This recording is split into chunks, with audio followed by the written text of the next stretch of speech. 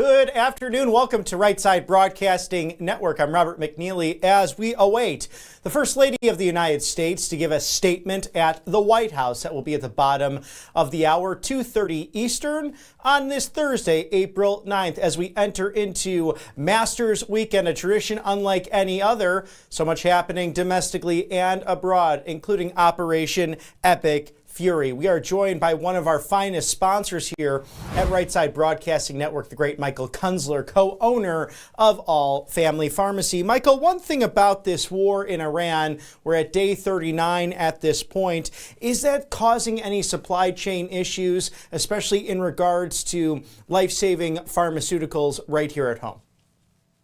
Yeah, so from what we understand, is that it is and is going to, as long as the war continues. So if it comes to a halt within the next 30 days, we shouldn't have too much of a disruption at all. But from our understanding, just speaking with our wholesalers, is it's already causing some sort of problems. We have about 10, 15 very popular medications that are on back order. Probably the number one being progesterone, and it's specifically the 100 milligram capsule, which is the most popular of the progesterones for women. So it is becoming a little bit of an issue as time goes on. It's just we need this war to stop, and that way the supply chain is not disrupted.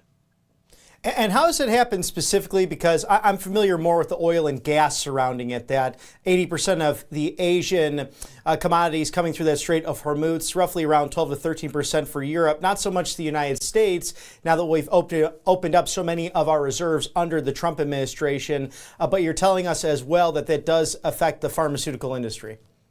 Yeah, because 80% of the world's drugs come from India or China, specifically the United States. We rely on them for pharmaceuticals. And that's just the nitty gritty of it. That's, nobody likes to hear that. But unfortunately, until the United States government steps up to the plate so that we could start manufacturing medications here, we have to rely on those countries for a lot of stuff. And those are specifically maintenance drugs, emergency drugs, you name it. Again, packaging as well, plastics. All of that stuff. The manufacturers don't have the packaging tools. And so, that causes supply chain issues. And then the cost of fuel. If the cost of fuel goes up, in pharmaceuticals, transportation alone is going to cause an issue for us. And it's going to cause the pricing to go up, which we're hoping it's not. But I have two wholesalers that I work with that provide us the APIs, which are pure powders of a medication. We purchase them for compounding medications specific to patients. They've already increased our prices and sent out a notice that a lot of the APIs and the fillers, the prices are going up right now. And that probably has to do with fuel charges going through the roof, as well as packaging supply shortages. As demand goes up and supply goes down, the price goes up. And that's just an unfortunate thing here in America, but that's the way it is. We bulk up to try to keep our pricing down. We're just hoping that all of our wholesalers don't follow suit. It's only a few of the bad apples. And so we're going to continue to keep our prices at the same. We have no interest in increasing them, just as long as these companies don't do this to us. And you could get those great discounts right now at allfamilypharmacy.com/RSBN, code RSBN10, that is RSBN10 for 10% off site-wide. Now, the one thing about peptides, Michael, why is RFK Jr., the Health and Human Services Secretary, pushing the FDA to allow pharmacies to compound, and why does nobody want to touch these peptides right now? So nobody wants to touch it because it's not on the F503A bulk list, meaning that a 503A pharmacy like ourselves cannot compound it. It restricts us.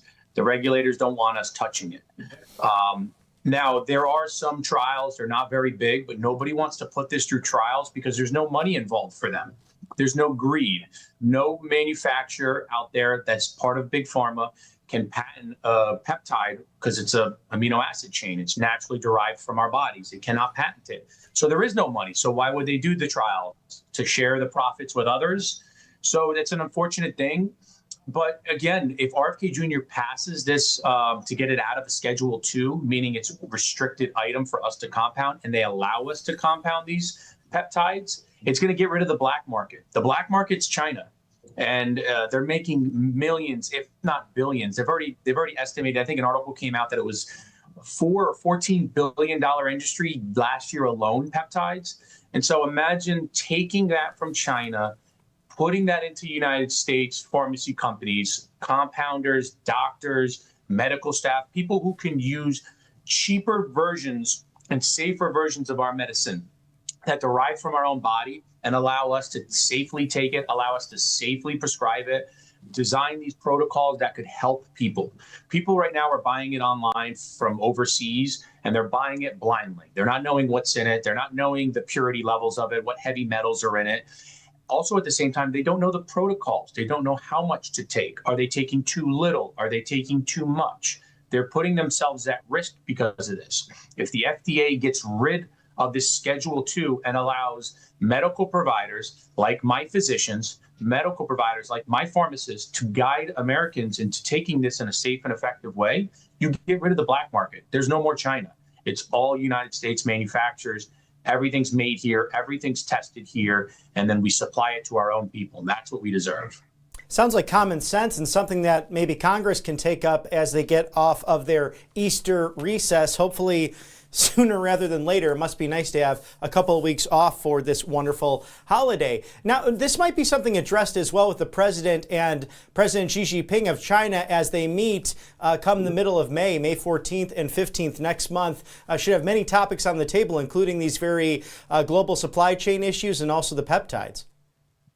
Yeah, we're hoping that, like I said, this war ends. We stop the supply chain disruptions, because the main thing that we're worried about is pharmaceuticals, maintenance drugs, emergency medications. These things are not felt yet. Like we've gone over before, it takes 3 to 6 months for the supply chains to cause disruptions here in the United States, because our wholesalers carry 6 months supply.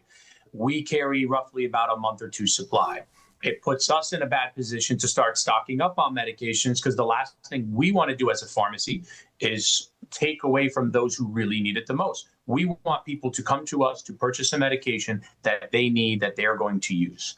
And so we do encourage people to stock up for that reason, because if the supply chain is hit, CVS is going to be out of stock. Walmart's going to be out of stock. Walgreens is going to be out of stock. That's just the way it goes. They're not thinking about you. They're thinking about profits. So they keep as little medication on hand as possible, because they only care about profit margins. Whereas I work with my pharmacist directly to bulk up on medications to keep enough for a couple months supply so that we can continue to supply patients. My mindset is not about percentages of profit. It's about helping the American people and giving them an opportunity to stock up on cheap generic drugs that they could use 3, 6, 9, 12 months down the line. And again, if the supply chain disruption doesn't happen in 2, 3 months from now, guess what? You have your maintenance drugs for the rest of the year. It's peace of mind. You don't have to worry. And you have 400 plus options at allfamilypharmacy.com/RSBN. For that stocking up right now, Michael, what would you recommend as part of your off-label generics that will be good to protect people in case there is a mass emergency or they cannot get to anything down the street given what's happening in the world?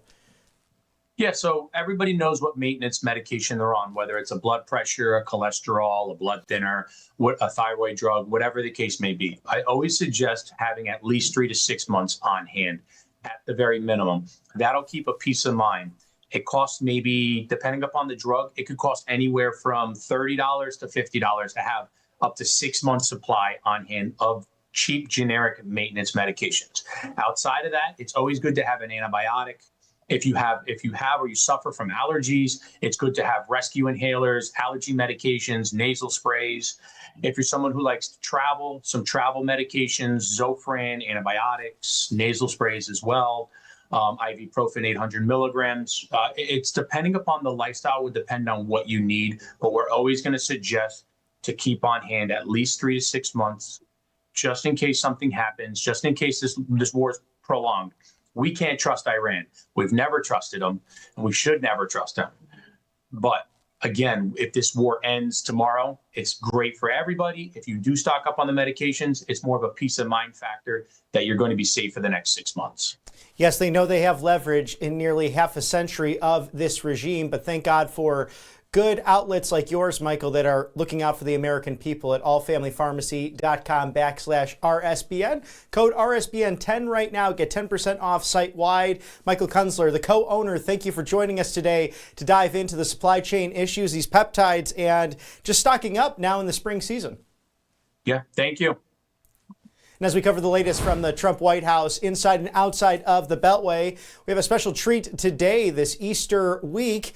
And also with Masters Weekend now approaching, round one underway, we'll have the First Lady of the United States to give remarks at the White House. Did you know her legislation, the Take It Down Act, now has one conviction on hand, someone out of Columbus, Ohio, if memory serving me correctly. I will double check that for the broadcast today. But we have a nice extended afternoon with you here at Right Side Broadcasting Network, not only to go over our great sponsors, but also to showcase what is happening now in the middle of this ceasefire. And as Michael was mentioning earlier with the supply chain issues, with that question of peptides, my goodness, 80% of our drugs and pharmaceuticals coming from India and China, and just solely reliant upon the plastics and the packaging. Perhaps you should call your congressman or senator today and talk about legislation for protecting the American people when it comes to things like right to try, most favored nation status,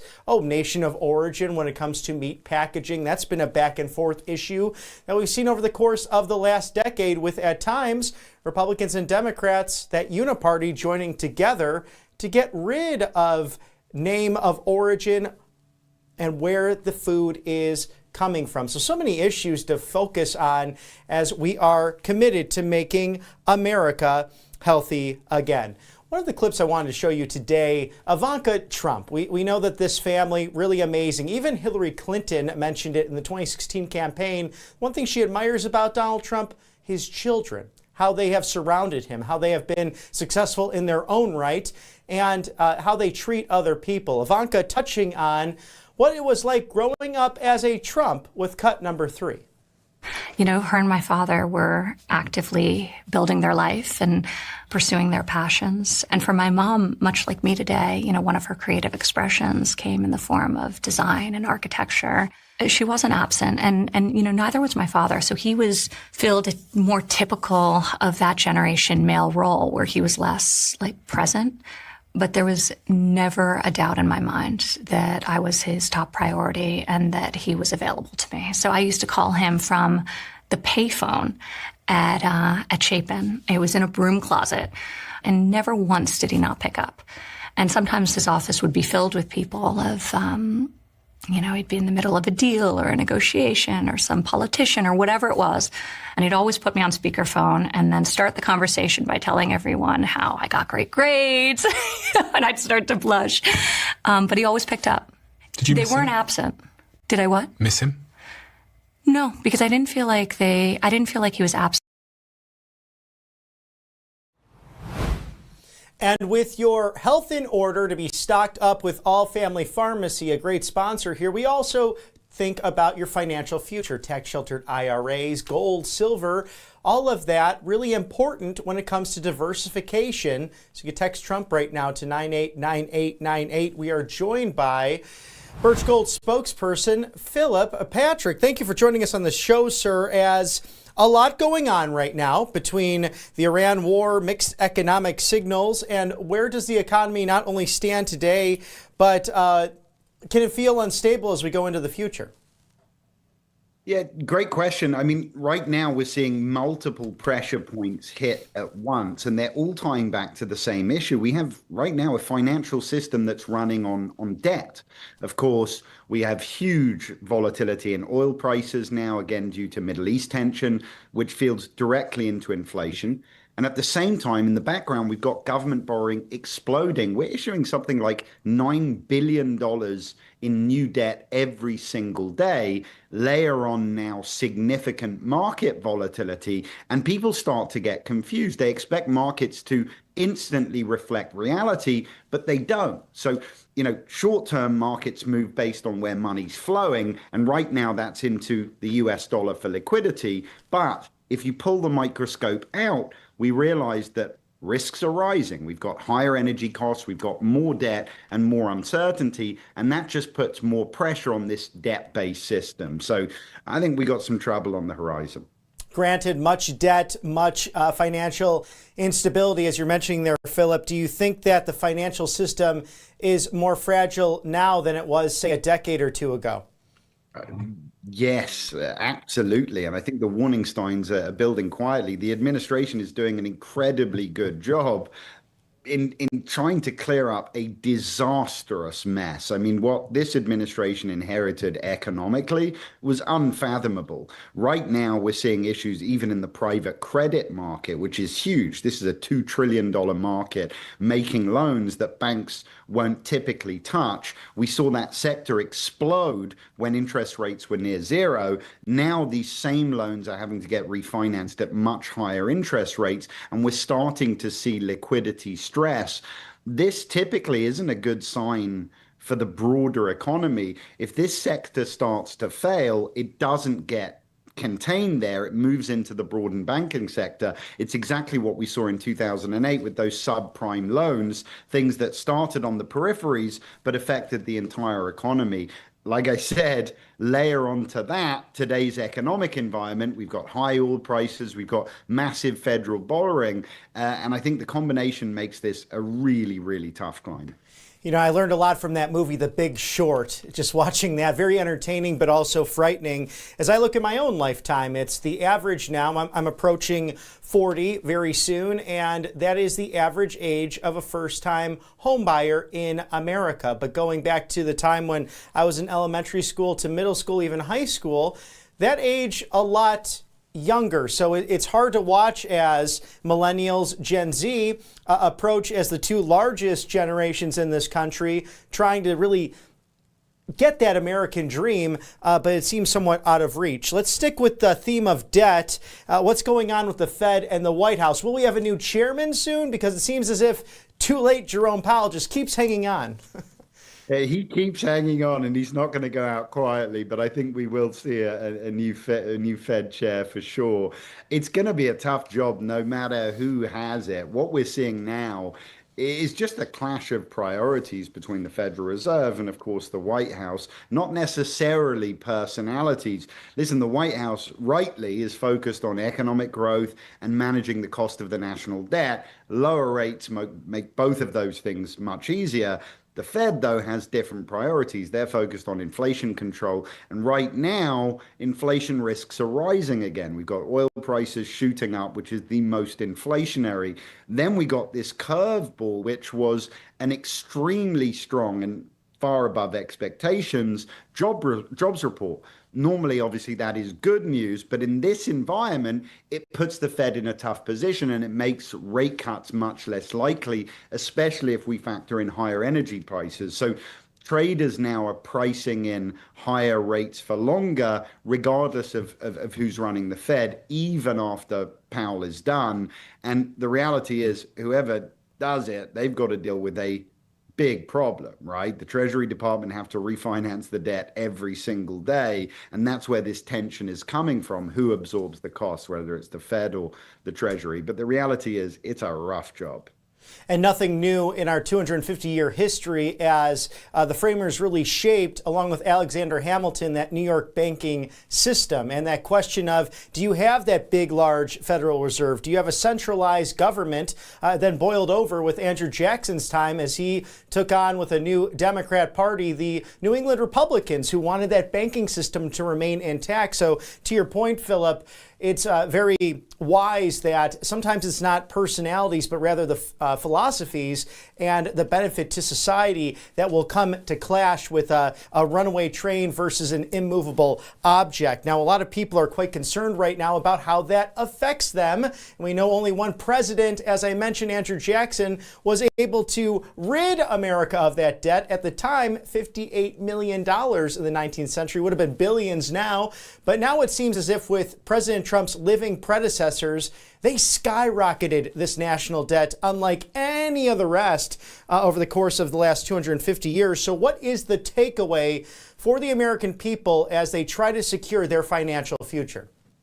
It's great. Look, you mentioned a little bit earlier about how the American dream is disappearing, right? The average person can no longer afford the average home. That is a disaster. And, you know, we talk about how we've amassed debt, the Federal Reserve's role, and they played a big part in this, in sort of funneling wealth from the middle class of America up to the top 1%. We're seeing it today, huge wealth disparity. In the process, we've amassed a huge amount of debt, and we're trapped in this. Well, we're in a trap, I should say, in the sense that we're having to print money to service debt liabilities. Longer term, it does one thing unavoidably, which is devalue currency, right? The ability to keep pace with inflation and a falling dollar, that's going to be very important in the months and years and decades ahead. And I think anybody sitting in dollar-denominated assets is seeing their buying power disappear every single day. And that's where physical precious metals come in. They cannot disappear on a keystroke. They cannot be inflated away, and they're designed to grow along with the cost of living and hedge dollar decline. And I think given the almost unsolvable nature of our debt problem today, I think it is prudent to have a portion of our retirements hedging longer term currency devaluation. And that's what I think everybody should be looking at. Yes, a tax-sheltered IRA from Birch Gold Group, the best in the business, because gold going up 700% in the last 2 decades as a result of a falling dollar. Then add all the crypto into it, uncertainty with property acquisition, and also the ability to even own. We've become a nation of renters. The administration, to your point, Philip, trying to fix that with the big corporations buying up single-family homes. We've seen the president's executive order, perhaps congressional action in the future to that. But it seems as if that's really the only way to diversify is through gold, silver, and precious metals with the Birch Gold Group. I couldn't agree more. I really couldn't. And in climates like this, the options are so limited. It's not a case of taking every penny one has and moving it into any basket, whatever that is. But I think with so much uncertainty on the horizon, diversification is key. And like I said, when currency, inflation, deficits are one of the biggest concern, central banks, institutions, they turn to gold, as they're doing in record quantities today. And what applies to them applies to us. And I found it fascinating, too, that JP Morgan Chase buying up silver, and again, all these Federal Reserves across the world, these respective nations buying up gold for their commodities and to have just in case anything gets in trouble. So, Philip Patrick, thank you for joining us from the Birch Gold Group. We really appreciate your perspective, your expertise, as you could do right now. Text Trump to 989898. Get that free gold guide and make sure you know how to have that tax-sheltered IRA perspective. Before we let you go, how does Birch Gold Group even address this? Because it's not one size fits all. I think a lot of people out there think, oh, that's, this is the same gimmick. No, this is actually tangible metals that can save the day. Oh, absolutely. We deal only with physical, tangible metals, whether it's in a retirement account and tax deferred or in people's safes or at home.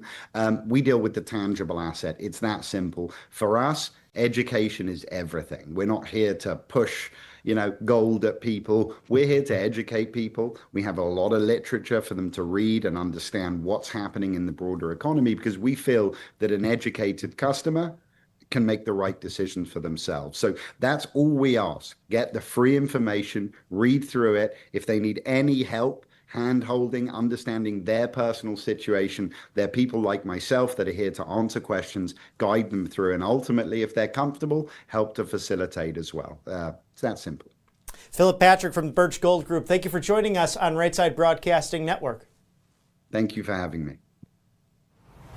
And as we get ready for the First Lady of the United States, her remarks live from the White House at the bottom of the hour, delivering a statement, you may be asking the question, what is the FBI up to? And with cut number 1, Kash Patel, the director, putting out a year of success and some change with what's happening at the Federal Bureau of Investigations.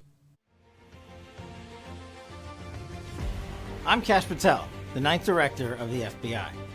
In 2025, this FBI got back to basics by focusing on 4 priorities: crushing violent crime, defending the homeland, rebuilding public trust, and driving fierce organizational accountability. The result? A historic year of accomplishments for our country. On behalf of the entire Bureau, I'm proud to share the highlights of those accomplishments with you. In 2025, this FBI worked nonstop to make America safe again and crush violent crime. Thanks to relentless work through operations like Summer Heat, we took bad guys off the streets and as a result saw a historic 20% drop in the U.S. murder rate in 2025, 100% increase in violent crime arrests, and 197% increase in total arrests over the previous year. But that's not all. We disrupted 1,800 gangs and criminal enterprises, an amazing 210% increase. We seized more than 2,100 kilos of fentanyl, enough to kill 150 million Americans, a 31% increase. We located more than 6,000 child victims, shut down more than 3.8 million pedophile accounts on the dark web, and arrested 1,700 child predators, an almost 20% increase. We also captured 4 of the FBI's 10 most wanted fugitives in 2025, and in the first days of 2026, just captured our 5th. That's more captured in 1 year under this FBI than during the previous 4 years combined. Through it all, we built our relationships with local law enforcement all across the country, now coordinating with them more strongly than ever before. We developed our inaugural Law Enforcement Partner Engagement Council, directly investing in our partners and making them a part of this FBI. And this year, our partners who died in the line of duty decreased almost 20% from 2024. One is too many, so we've got more work to do, but we're trending in the right direction. In 2025, this FBI also worked 24/7 to protect the homeland. We secured America's secrets by making 35% more espionage arrests than in the previous year. That included a 43% increase in arrests related to Iran, a 20% increase in arrests related to Russia, and an outstanding 78% jump in arrests related to China.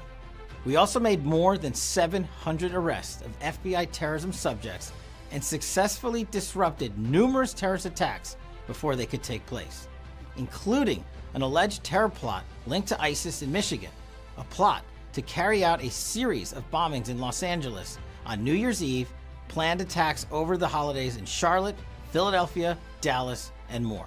We worked overtime fighting the heinous new threat of nihilistic violent extremist groups, increasing arrests over 490%, and arresting 20% more online criminals of the 764 network that targets our kids.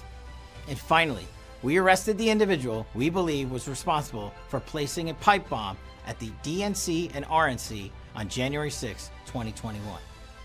In 2025, this FBI also continued its work defending our country from cyber attacks, achieving 173 arrests and 239 disruptions, keeping our infrastructure secure and staying ahead of our adversaries. The work of our International Operations Division led to a 40% increase in global extraditions or foreign transfers of custody, ensuring that the long arm of American justice reached bad actors wherever they were. Our Directorate of Intelligence translated 2.2 million pages of content to support investigations last year, a 130% increase over the year before.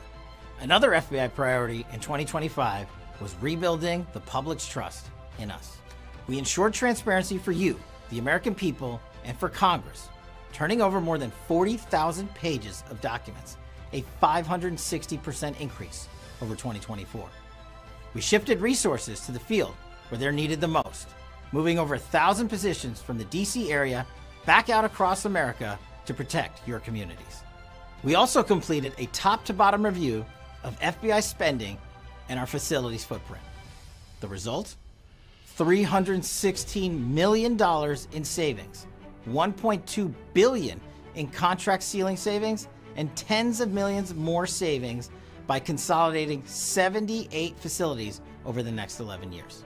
And after 2 decades of failed attempts to move FBI headquarters out of the crumbling Hoover building, we finally got it done. We scrapped the previous plan for a new building that wouldn't even open until 2036, opting to move to the existing Ronald Reagan building right here in DC. This decision will save nearly $5 billion taxpayer dollars and give our workforce a modern, safe, and superior headquarters location to meet our mission at a fraction of the cost to the taxpayer. Another benefit of rebuilding the public's trust is that more people want to join our team. In 2025, we saw a 112% increase in our special agent applications, and we hired more than 1,400 new employees. While 2025 was a year of historic achievement for the FBI, it won't stop there. In 2026, One of my favorite buildings. you, the American people. And one of our best highlights? One of my favorite buildings there, the Ronald Reagan building right on, or the middle of the Washington, D.C. on Constitution there, a great spot to go by. Congratulations to Director Kash Patel and also the FBI, the DOJ, an amazing group of dedicated professionals focused on safety in the homeland. All the more reason to fund the Department of Homeland Security and its umbrella agencies, with 22 plus that are under the new direction of Secretary Markwayne Mullin. We'll toss it now to the White House and First Lady Melania Trump.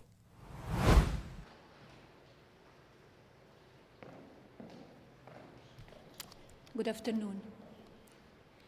The lies linking me with the disgraceful Jeffrey Epstein need to end today. The individuals lying about me are devoid of ethical standards, humility, and respect. I do not object to their ignorance, but rather I reject their mean-spirited attempts to defame my reputation. I never been friends with Epstein.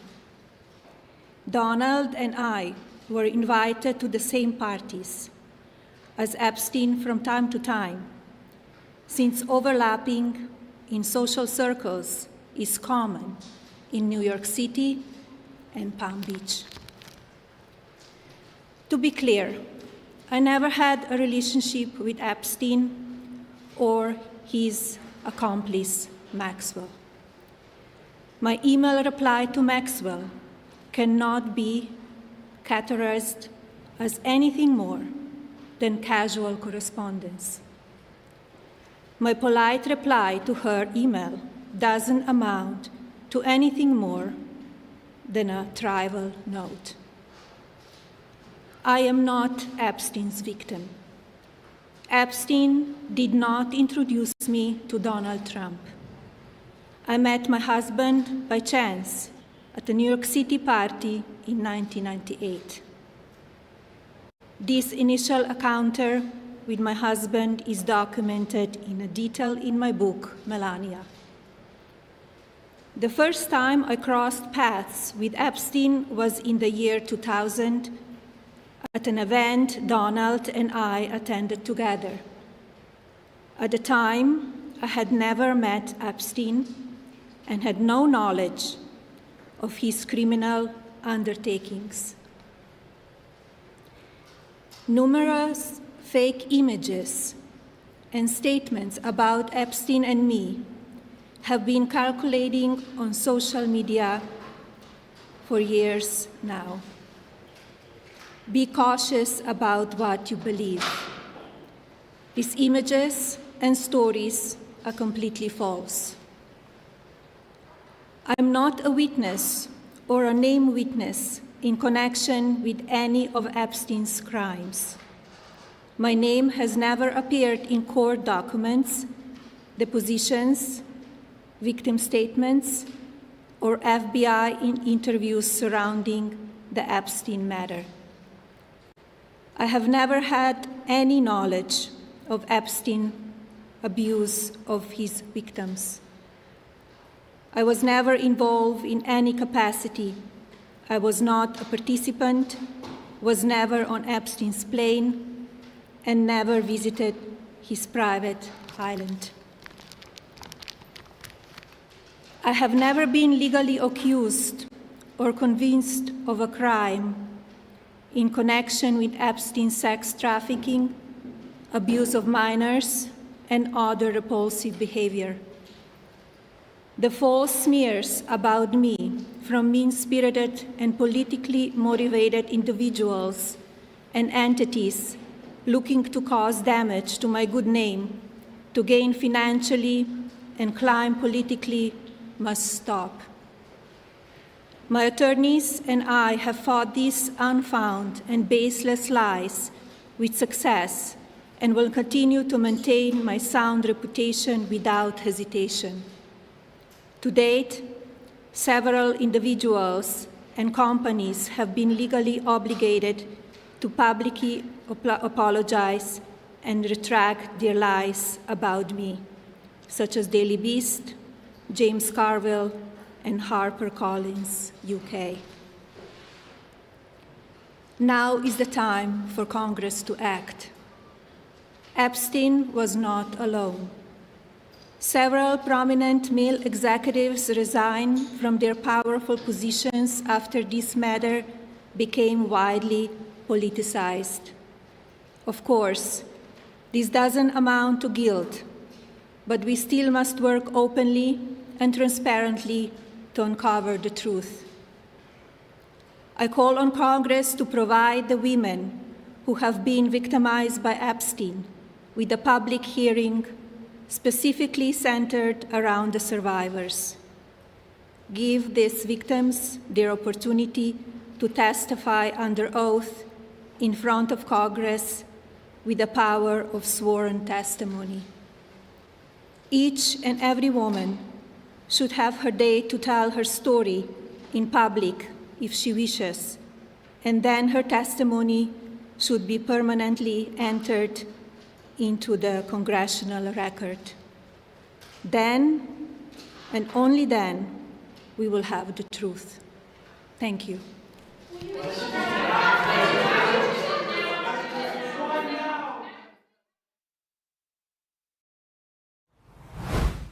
Our First Lady is a transparent, powerful, and inspirational voice in Washington, D.C., throughout our country and our world. We'll jump to cut number 18 with the press secretary just yesterday highlighting the success following the first conviction in Columbus, Ohio, specifically after the Take It Down Act.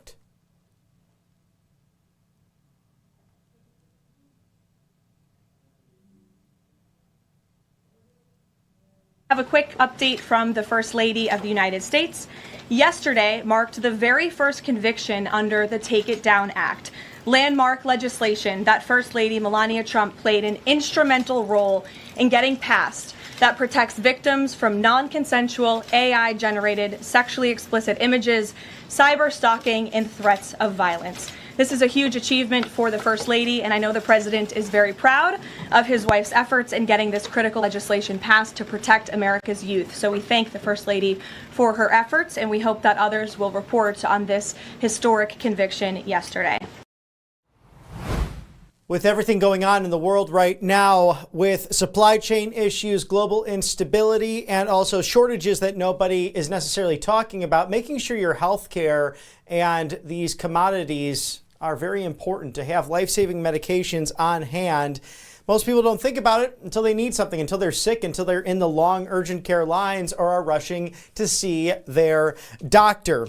They're an independent American pharmacy here at allfamilypharmacy.com/RSBN. Code RSBN10, that's RSBN10 for 10% off site-wide of medications that are truly life-saving. 400 plus options, from antibiotics to antivirals, hydrochloroquine, methylene blue, NAD+, ivermectin, and much, much more. Emergency medical kits, Tamiflu, and even those nasal sprays as spring has sprung. They make it simple. If you have a prescription, your doctor can send it straight to them, to a U.S. licensed doctor, on the other hand, to review that order. If you do not have insurance, no red tape, no bureaucracy, no hassle. This is about being prepared if you need it, not scrambling after the fact. And if you've been with us since the top of the hour, Michael Kunzler, the great co-owner of this organization, detailing it's recommended for maintenance medications from blood pressure to thyroid issues, amongst heart issues and others that you might be ailing from. Having those maintenance meds 3 to 6 months stored and ready to go in case there is global catastrophe, crisis, or simply a natural disaster in your neck of the woods. So don't wait for the shelves to be empty. Get your allfamilypharmacy.com/RSBN savings lined up today. Code RSBN10. Save 10% off site-wide. 400 options there. at allfamilypharmacy.com/RSBN. Once your health is in order, make sure your finances are safe with a tax-sheltered IRA from Birch Gold Group. The dollar going down over the last 2 decades, well, gold went up over 700%. Tangible metals, silvers also being accumulated, grabbed up by places like JP Morgan Chase and governments around the world. So text Trump to 989898. Diversify your 401k or IRA and get that free info kit for gold IRAs. In fact, I have one right here that I'm meandering on through because it's something that I've been looking into myself as I diversify my savings. And it's a very simple guide here, 2026 information kit. You have nothing to lose. And in here it details why the Birch Gold Group is the best in the business, including, as I mentioned before, why is JP Morgan hoarding silver? They have a whole documentation on that very topic, including what makes silver shine, and also great endorsements from Dr. Ron Paul, the former congressman, also really the one of 4 congressmen who endorsed Ronald Reagan to run against a sitting president, Gerald R. Ford, in 1976.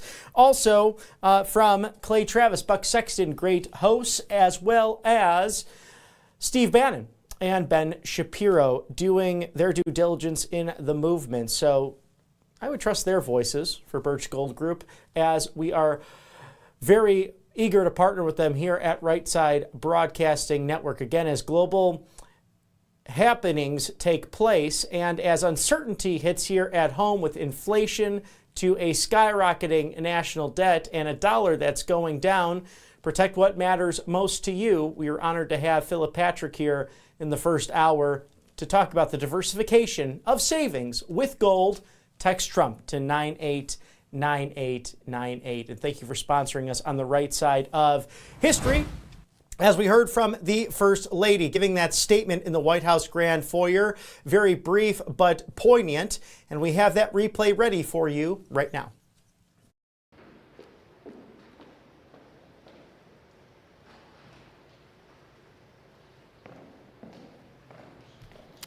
Good afternoon. The lies linking me with the disgraceful Jeffrey Epstein need to end today. The individuals lying about me are devoid of ethical standards, humility, and respect. I do not object to their ignorance, but rather I reject their mean-spirited attempts to defame my reputation. I never been friends with Epstein. Donald and I were invited to the same parties as Epstein from time to time, since overlapping in social circles is common in New York City and Palm Beach. To be clear, I never had a relationship with Epstein or his accomplice, Maxwell. My email reply to Maxwell cannot be categorized as anything more than casual correspondence. My polite reply to her email doesn't amount to anything more than a trivial note. I am not Epstein's victim. Epstein did not introduce me to Donald Trump. I met my husband by chance at a New York City party in 1998. This initial encounter with my husband is documented in detail in my book, Melania. The first time I crossed paths with Epstein was in the year 2000 at an event Donald and I attended together. At the time, I had never met Epstein and had no knowledge of his criminal undertakings. Numerous fake images and statements about Epstein and me have been circulating on social media for years now. Be cautious about what you believe. These images and stories are completely false. I'm not a witness or a named witness in connection with any of Epstein's crimes.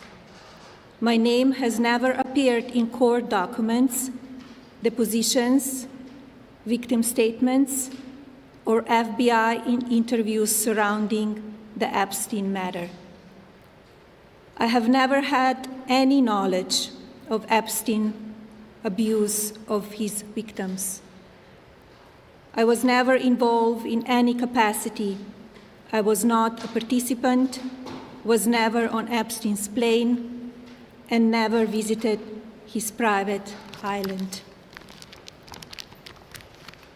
I have never been legally accused or convinced of a crime in connection with Epstein's sex trafficking, abuse of minors, and other repulsive behavior. The false smears about me from mean-spirited and politically motivated individuals and entities looking to cause damage to my good name, to gain financially and climb politically, must stop.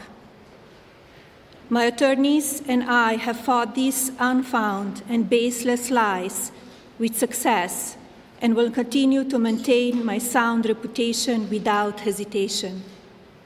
To date, several individuals and companies have been legally obligated to publicly apologize and retract their lies about me, such as Daily Beast, James Carville, and HarperCollins, UK.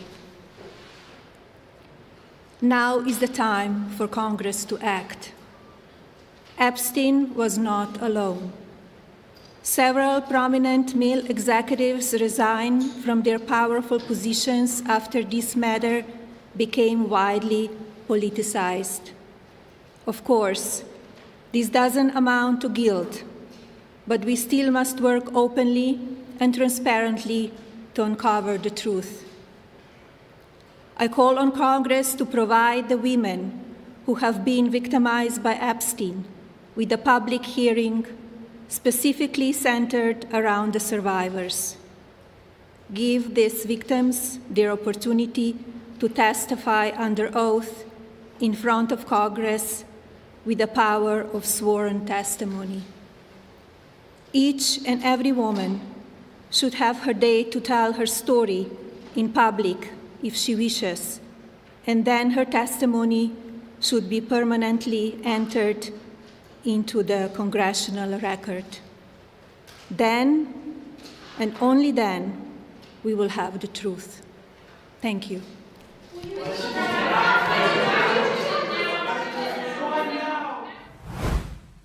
And with cut number 19, we can talk about the First Lady's proud landmark legislation leading to this conviction in Columbus, Ohio. Her office putting out on Truth Social that the Take It Down Act enjoying its first conviction. Today's marks the first conviction under the Take It Down Act, protecting victims from non-consensual AI-generated sexually explicit images, cyberstalking, and threats of violence. Thank you, U.S. Attorney Dominic S. Geraci II, for protecting Americans from cybercrimes in this new digital age. We are thankful for our sponsors here on the right side of history, especially Kalshi.com/RSBN, where you can trend on the political market right now who will be the 2028 Republican candidate for president of the United States. Will that be the current vice president who's overseas in Hungary, traveling en route to Islamabad, Pakistan for further negotiations with the Iranian regime after that ceasefire? Will it be Secretary of State Marco Rubio, who's been really the centerpiece of the Trump foreign policy and the Don Roe doctrine, aptly named for the late, great James Monroe, as well as Senator Ted Cruz, who gave a riveting speech on Western civilization and defending Democratic values at CPAC in his home state of Texas, or will it be the free state, sunshine state of Florida, their governor Ron DeSantis, as he's out of the job come January? All of the Southeast changing with term limits, so make your bets and trades right now, not only in the midterms before the 2028 election. Who will win the Masters this weekend? It's about sports as well, a tradition unlike any other. I was privileged enough to go 3 years ago to the Wednesday par 3 competition with all the families and seeing greats like Jack Nicklaus and others compete over the span of multiple generations along with their families. Something very special on those hallowed grounds. Who will be the big victor this weekend as Tiger Woods and Phil Mickelson both not in contention for the first time since 1994. So very different to not have them in the field with 5 green jackets and 3 green jackets, respectively, 8 in total between Tiger Woods and Phil Mickelson. So we'll watch that competition as the number 1 in the world, Scottie Scheffler, dominating on that stage. Could it be Gary Woodland, who's really bounced back from brain cancer and healed from that in an emotional testimony as he won a couple of weeks ago on tour? So it's sports, music, culture, politics, and more.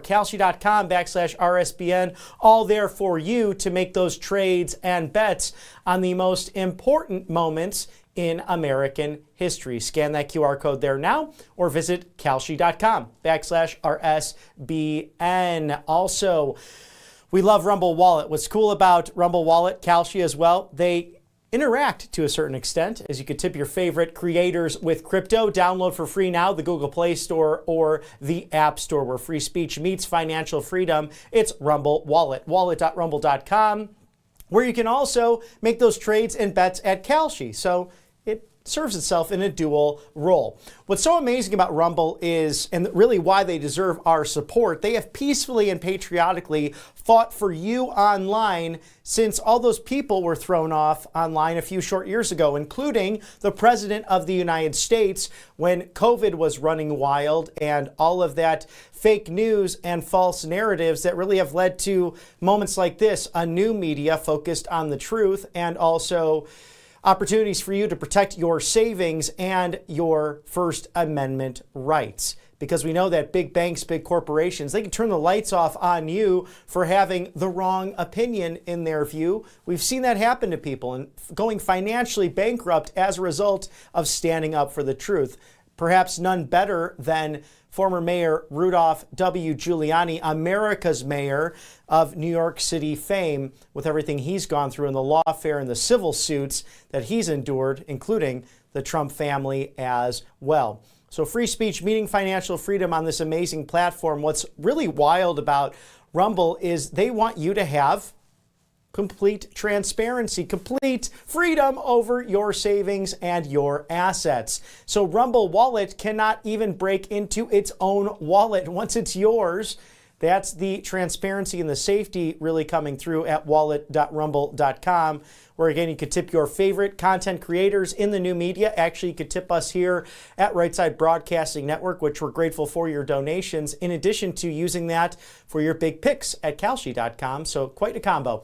Get it on the Google Play Store and the App Store right now. Download for free, where free speech meets financial freedom. It's the Rumble Wallet at wallet.rumble.com. As we cover the latest inside and outside of the Beltway with you this afternoon, let's go to what has been very much a success on the part of Director Patel, the FBI, in cut number 2, going across a number of different outlets about the safety that now exists here at home and ultimately abroad with the MAGA agenda. But right here at home, sealing the border, also having cross-agency cooperation in the DOJ to Border Patrol, also DHS, which needs to be funded. Congress, please get back to work to ensure that happening, specifically in the Senate, in addition to the Save America Act. Director Patel and others in the Department of Justice working overtime, especially the Federal Bureau of Investigations, to make America safe again. The way we do this, we let good cops be cops. We let law enforcement get after violent crime. I'm committed to working alongside the dedicated men and women of the FBI. support and defend the Constitution of the United States against all enemies, foreign and domestic. against all enemies, foreign and domestic. The FBI just capped off a historic 2025. The FBI made numerous arrests over the past 3 months as part of its summer heat operation. FBI agents here in Atlanta say they just seized enough drugs to kill millions of people. President Trump has shut off the pipeline that creates fentanyl that kills tens of thousands of Americans. And you know as well as anyone the accomplishments we've had under President Trump and the DOJ to safeguard our children and to drop the murder rate 20 points. Latest crime stats show that major crime is down, including murders, which are on pace for the largest one-year drop on record. The prioritization of this administration and General Bondi has made it abundantly clear to child predators. You will be hunted down. We locked up in a month, 400? We saved 115 kids. You haven't even seen the beginning. The FBI has captured a suspect on its top 10 most wanted list. That makes 6 top 10 FBI captures in 1 year alone. The Justice Department announced the arrest of a suspect considered a key player in the 2012 attack on a U.S. diplomatic compound. Zubair al-Bakush was apprehended overseas and brought to the United States this morning.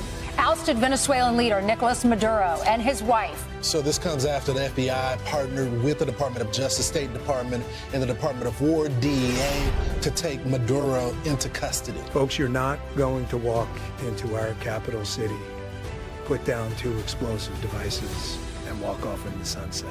At this Federal Bureau of Investigation, the men and women at the FBI who make us safe deserve better, and they are going to get it with our leadership, your support. God bless America, and God bless every one of you. I love this country. Don't be a panikin, as President Trump reminds us of that. And cut number 4, the U.S. armed forces remain in place around Iran, with this ceasefire being agreed to just hours ago. And the president making clear that all U.S. ships, aircraft, and military personnel with additional ammunition, weaponry, and anything else that is appropriate and necessary for the lethal prosecution and destruction of an already substantially degraded enemy will remain in place in and around Iran until such time as the real agreement reached is fully complied with. If for any reason it is not, which is highly unlikely, then the shooting star is bigger and better and stronger than anyone has ever seen before. It was agreed a long time ago, and despite all of the fake rhetoric to the contrary, no nuclear weapons and the Strait of Hormuz will be open and safe. So in the meantime, our great military is loading up and resting, looking forward actually to its next conquest. America is back. We know the president meeting yesterday with Mark Rutte, the NATO General Secretary, working on that, and former Dutch Prime Minister, who has been very pro-Trump, pro-America in this process, and in really a difficult place, as he does not want to lose America in the NATO alliance. But nearly after 80 years, we have seen how it's become obsolete. And with cut number 5, President Trump making it clear that NATO was not there when we needed them, and they won't be there if we need them again. Remember Greenland, that big poorly run piece of ice signed there by President Donald J. Trump with the initials DJT. Now, the press secretary on the vice president's role in all of this, and cut number 6, detailed yesterday during her press briefing. Well, Vice President Vance has played a very significant and a key role in this since the very beginning. Of course, he's the president's right-hand man. He is the vice president of the United States. He's been involved in all of these discussions, and as I just announced, he'll be leading this new phase of negotiations in Islamabad later this week. With respect to China, there were conversations that took place between top levels of our government and China's government. The president has great respect for President Xi and a great working relationship with him and with that country, and he looks forward to visiting China in just a few weeks. If you like what you see here at Right Side Broadcasting Network, your #1 source for live political events, your go-to live desk and rally network, we are viewer supported and rely on great sponsorships and also donations from viewers like you. rsbnetwork.com/donate. or you can send check or money order to 1550 Opelika Road, Suite 6, Box 344. It's the loveliest village on the plains, Auburn, Alabama, 36830. It's 1550 Opelika Road, Suite 6, Box 344, Auburn, Alabama. RSBN viewer supported. Please help us to continue as we bring you unbridled access to your 45th and 47th President of the United States, the First Lady, as we heard from her today, against those malicious accusations, and also your Vice President on the road right now from Hungary to Pakistan to continue American diplomacy. Also, the 119th Congress enjoying their Easter vacation. I hope they come back soon, especially in the Senate, to take up that important legislation. Regardless, rsbnetwork.com/donate, the place to go, or send check or money order to 1550 Opelika Road, Suite 6, Box 344, Auburn, Alabama, 36830, as we celebrate Clayton Fuller, the new Representative-elect from Georgia, the northwest side of the state, the upper northwest in the 14th Congressional District, once held by Marjorie Taylor Greene. So we look forward to his swearing in with that narrow majority. We'll continue to cover all of it for you here at Right Side Broadcasting Network.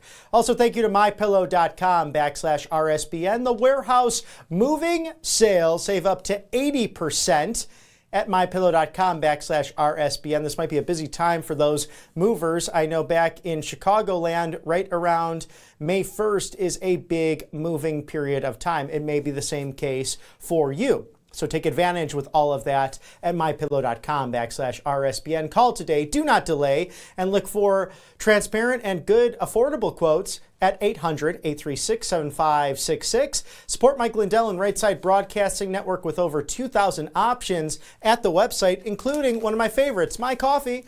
It is free and fair trade sourced, and the great candidate for Minnesota governor right on the front with the American flag, the Bill of Rights. This man has defended election integrity, the freedom of speech. He's gone into the lion's den. Well, not much of a tough guy, more of a beta. People like Jimmy Kimmel, he's been on his show to preach the truth, to preach goodness, to preach that First Amendment, and ultimately a life with Jesus Christ and religion. Always a good thing. Mike Lindell, a dear friend here of our network.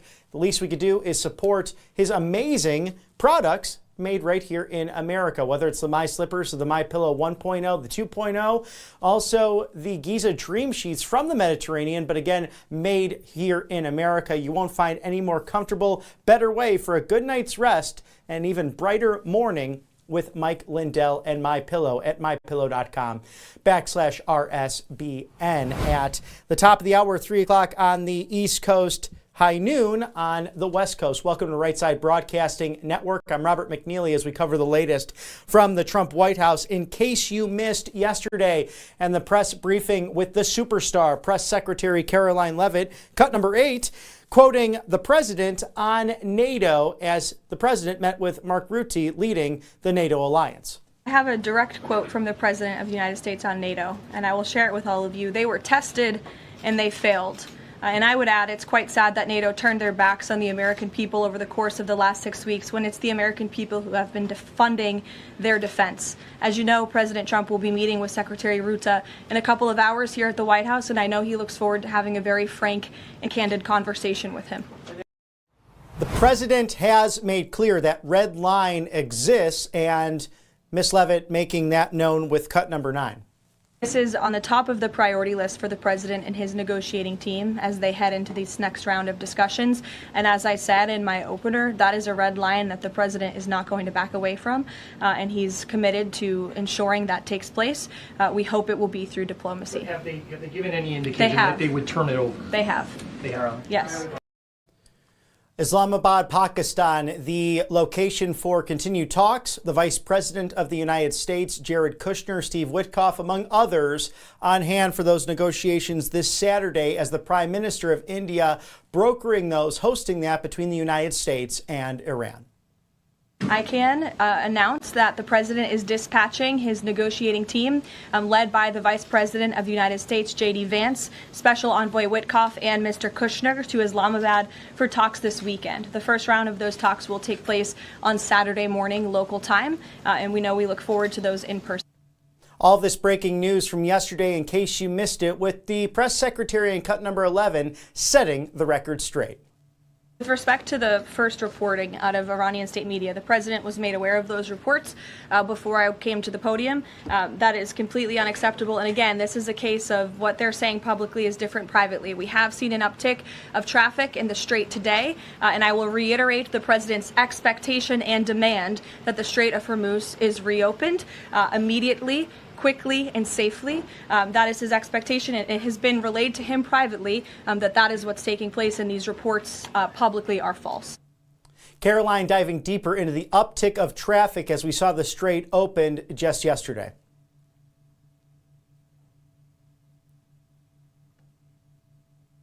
Well, the president loves our seniors across the country.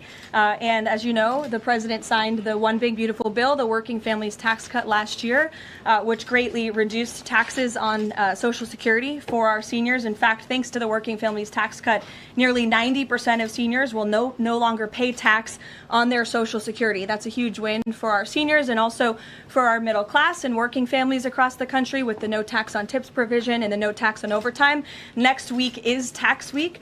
You'll hear a lot from the president about how his policies have benefited the American people, and I'm proud to report that the president will be traveling next week to the great states of Nevada and Arizona to tout this historic accomplishment over the course of the next week. We know that war is difficult. We know that these now day 39 operations very difficult with Operation Epic Fury, but much success happening as Press Secretary Leavitt diving into cut number 14 and the agreements taking place between the United States and Iran. The valiant efforts of all of our incredible service members created maximum leverage for the President of the United States, allowing he and his leadership team to engage in tough negotiations over the past couple of weeks that have now created an opening for a diplomatic solution in long-term peace in the Middle East. The president's maximum pressure and the leverage created by the success of Operation Epic Fury led to the Iranian regime asking for and ultimately agreeing to a ceasefire proposal with the United States. Iran could no longer tolerate being bombed or taking the gamble of what was to come following President Trump's 8 p.m. deadline last night. Iran has agreed to open the Strait of Hormuz, and as the president said, we have received a proposal from the Iranians that has been determined to be a workable basis on which to negotiate. I've seen a lot of inaccurate coverage today from the media about these negotiations and these plans already. So let me be clear and correct the record. The Iranians originally put forward a 10-point plan that was fundamentally unserious, unacceptable, and completely discarded. It was literally thrown in the garbage by President Trump and his negotiating team. Many outlets in this room have falsely reported on that plan as being acceptable to the United States, and that is false. With the president's deadline fast approaching and the United States military completely decimating Iran with each passing hour, the regime acknowledged reality to the negotiating team. They put forward a more reasonable and entirely different and condensed plan to the president and his team. President Trump and the team determined the new modified plan was a workable basis on which to negotiate and to align it with our own 15-point proposal. The president's red lines, namely the end of Iranian enrichment in Iran, have not changed. And the idea that President Trump would ever accept an Iranian wish list as a deal is completely absurd. The president will only make a deal that serves in the best interests of the United States of America, and he as a negotiating team will focus on this effort over the next 2 weeks, so long as the Strait of Hormuz remains open with no limitations or delays. These extraordinarily sensitive and complex negotiations will take place behind closed doors over the course of the next 2 weeks. I would strongly advise the media against running with narratives that have no basis in fact. What Iran says publicly or feeds to all of you in the press is much different than what they communicate to the United States, the president, and his team privately.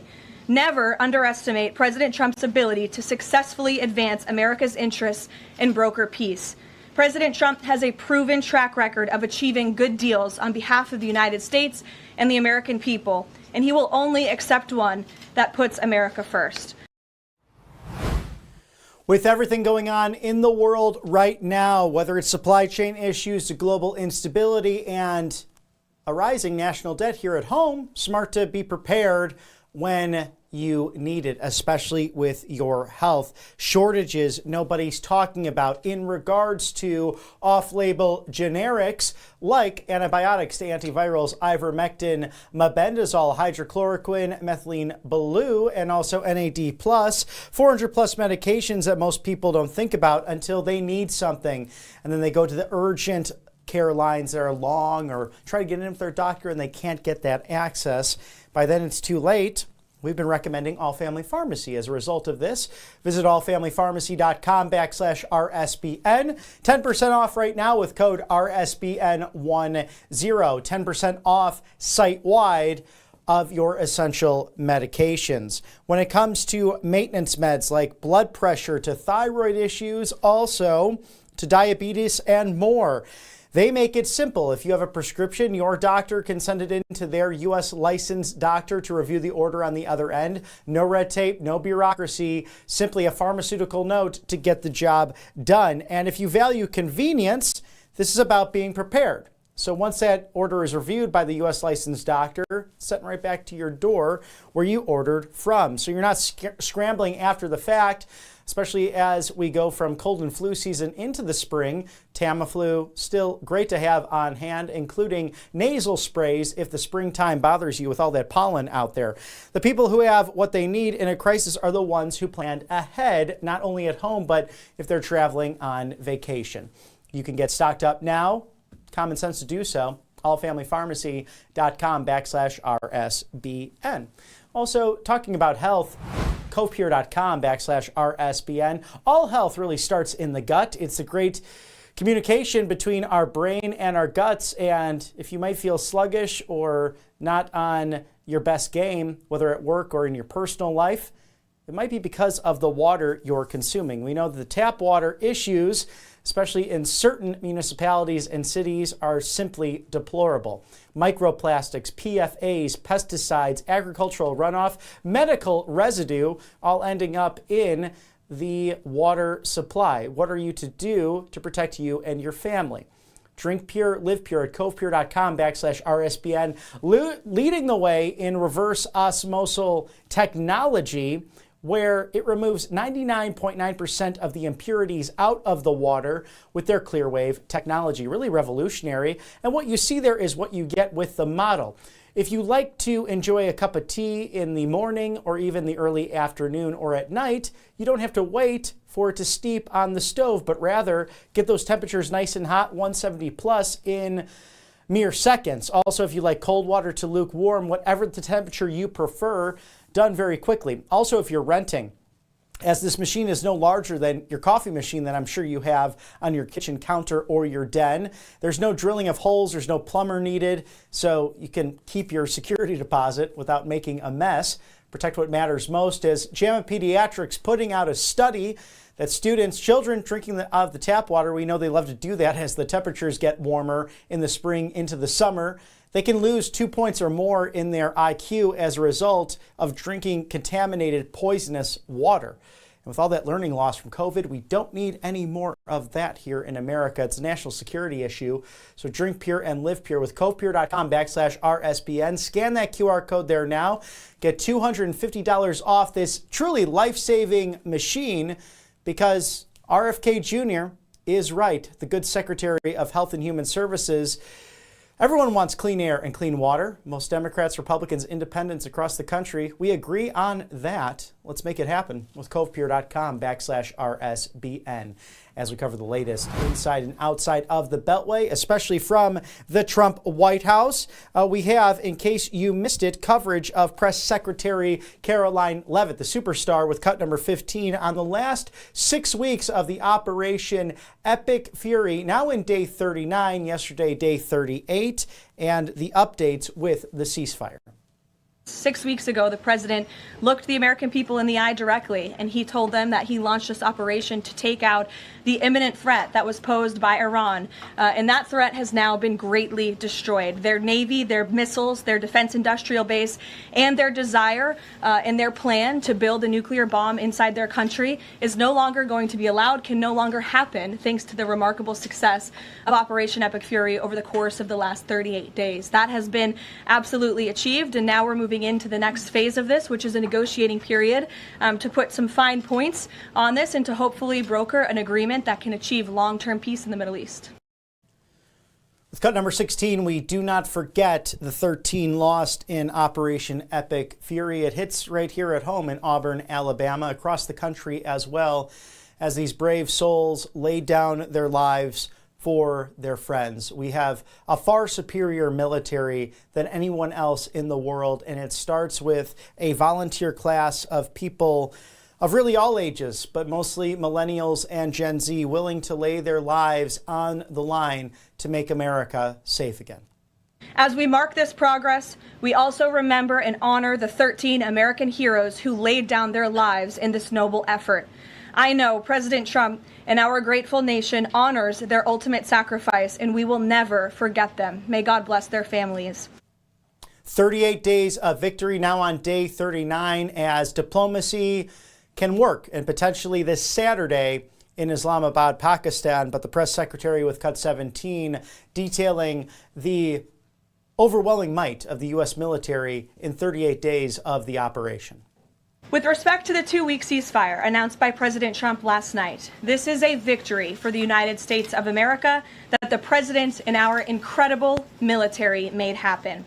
From the very beginning of Operation Epic Fury, President Trump stated this would be a 4 to 6 week military operation to dismantle the military threat posed by the radical Islamic Iranian regime.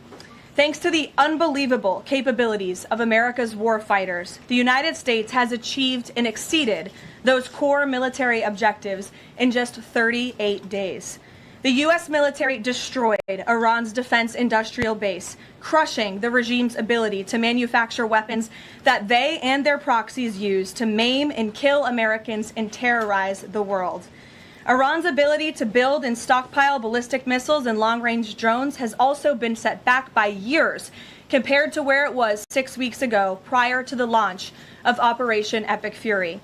We destroyed the vast majority of Iran's ballistic missiles, launcher vehicles, and long-range attack drones through more than 450 strikes on ballistic missiles and approximately 800 strikes on Iran's drone launching units and storage facilities. In total, more than 13,000 targets across Iran were struck. Again, this is in the matter of just 38 days. Meanwhile, the Iranian Navy was completely annihilated. The United States destroyed more than 150 naval vessels in total, including 16 entire classes of Iranian warships. Despite once being the largest undersea force in the Middle East, Iran now has 0 submarine vessels. 97% of Iran's once massive inventory of more than 5,000 naval mines has also been targeted and destroyed. Iran's air forces are functionally and operationally irrelevant at this point, after the United States maintained total air dominance over their country for weeks on end. To underscore the significance of this, before Operation Epic Fury, the Iranian Air Force would fly between 30 to 100 flights per day. Today, that number is 0. Iran's ability to fund and support its terrorist proxies has been greatly reduced. At this point, Iran can no longer distribute weapons to its proxies in the region. And most importantly, Iran will not be able to acquire nuclear weapons. Prior to the start of this successful operation, Iran was aggressively expanding its short-range ballistic missile arsenal. Through these weapons and its navy, Iran was attempting to build a military buildup around their country that would pose an imminent and existential threat to the United States military assets in the Middle East, our allies in the region, and ultimately the free world. Iran was pursuing this dangerous and aggressive strategy for one reason: to hold the entire world hostage to its terrorist ambitions. The Iranians aim to use their expanded military capabilities as a shield around their country to continue achieving their ultimate goal internally, building nuclear bombs. But their murderous and evil plans have been blown up, quite literally and figuratively, along with their military, their nuclear program, and most of their senior leadership, including the former Supreme Leader Ayatollah Ali Khamenei. Their command and control structures were also massively disrupted after being struck more than 2,000 times. Many of their remaining leaders are paralyzed in fear and no longer enjoy the freedom to move around their country freely and meet openly.